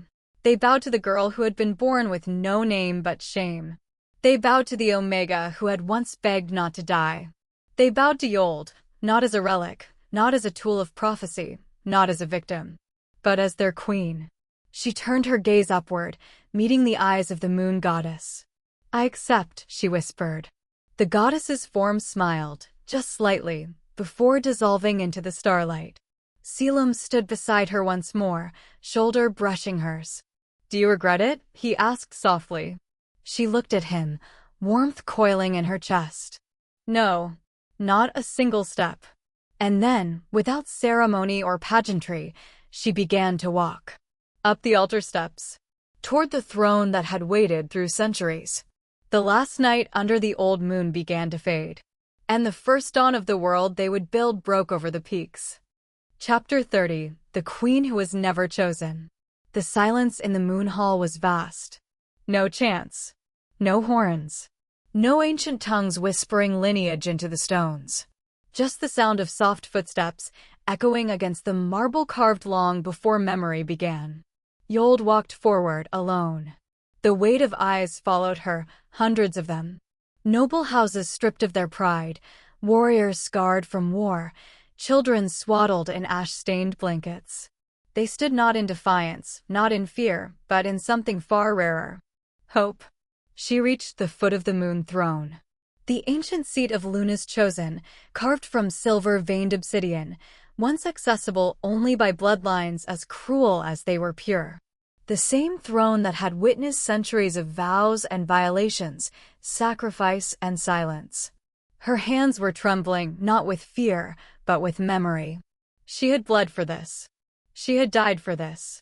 Not in body, but in the thousand ways the world tried to extinguish her before she could name herself. Behind her, Caelum stood still. Watching. Waiting. He did not reach for her. He did not follow. Because this was not his throne to give. Ysolde climbed the steps alone. When she turned and sat upon the moon throne, a hush rippled through the hall like wind through a forest. Her spine was straight, her chin lifted, but her eyes were soft. "I was not chosen by Luna," she said, her voice carrying not through magic, but through conviction. "I was not born with a name the old world deemed worthy. I was no priestess. No noble. No prophecy." She paused, looked down at her palms, the same hands that once scrubbed floors, buried bodies, and caught Caelum's face between them when she thought she might lose him. "I was not chosen," she said again, quieter now. "I chose." A murmur trembled in the crowd. Not challenge. Not scorn. Something closer to awe. She raised one hand. "In the name of the moon, and in the name of the fire I walked through to reach this place, I declare the end of the bloodline rule." Gasps. Stifled, quickly swallowed. Ysolde stood, stepping down from the throne with deliberate calm. "From this moment forward, strength will not be determined by blood but by heart. By those who protect, not those who dominate. I abolish the noble house's divine claim." A silence more potent than thunder cracked through the air. A few nobles took a step forward. Rurik was already at their flanks, blade unsheathed, eyes glinting. They stopped. Ysolde turned to Caelum. He met her gaze. There was no pride there, no dominance, no smugness. Just a deep, bone-deep weariness and love. She held out her hand.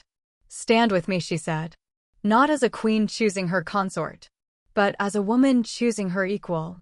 He stepped forward, climbing the steps not with grandeur, but with reverence.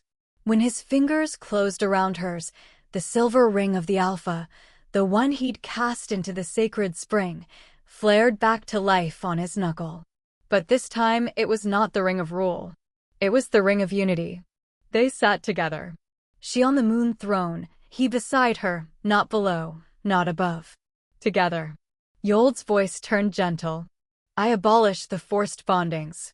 No more will Omegas be marked without choice. No more will Alphas command with teeth and claim." A tremor ran through the hall, many wept openly, lips trembling, chests heaving. "The blood contracts," she said, "are broken." Outside, the moon reached its zenith, casting a perfect circle of light over the throne room. And the wolves, those who still stood on 4 legs, old and wild, beasts of myth and mourning, howled in unison. Not in pain, not in warning, but in welcome. A sound that had not echoed through these walls since the first Luna took the crown. Caelum leaned closer, his voice just for her. "You've given them a future." She looked at him, eyes shimmering with something ancient and tender. "No," she whispered. "We did." Later, when the crowd dispersed, when the moon was lower in the sky and only the crackling of hearths remained, they sat in silence beside the altar. She curled her legs beneath her. He unfastened his armor with slow, tired fingers. She didn't ask him to stay. He didn't ask if he was allowed. They simply breathed in the same rhythm. At last, Caelum broke the quiet. "If you could do it all again," he asked, "without the mark, without the battles, without fate twisting us into one another, would you still look at me?" She didn't hesitate. "I wouldn't wait for fate," she said, her smile breaking across her face like dawn. "I'd walk to you myself." He took her hand, kissed her knuckles like a vow. And the mark on their palms, no longer glowing, no longer binding, was still there. Not because magic held it, but because they did. No moon needed to bless them. No prophecy needed to sing. They had survived. They had chosen. And in the hush of a world reborn, where no one ruled by fear and no one loved by force, Ysolde, the girl who was never chosen, reigned not by bloodline, but by the will to burn everything down and build something better together.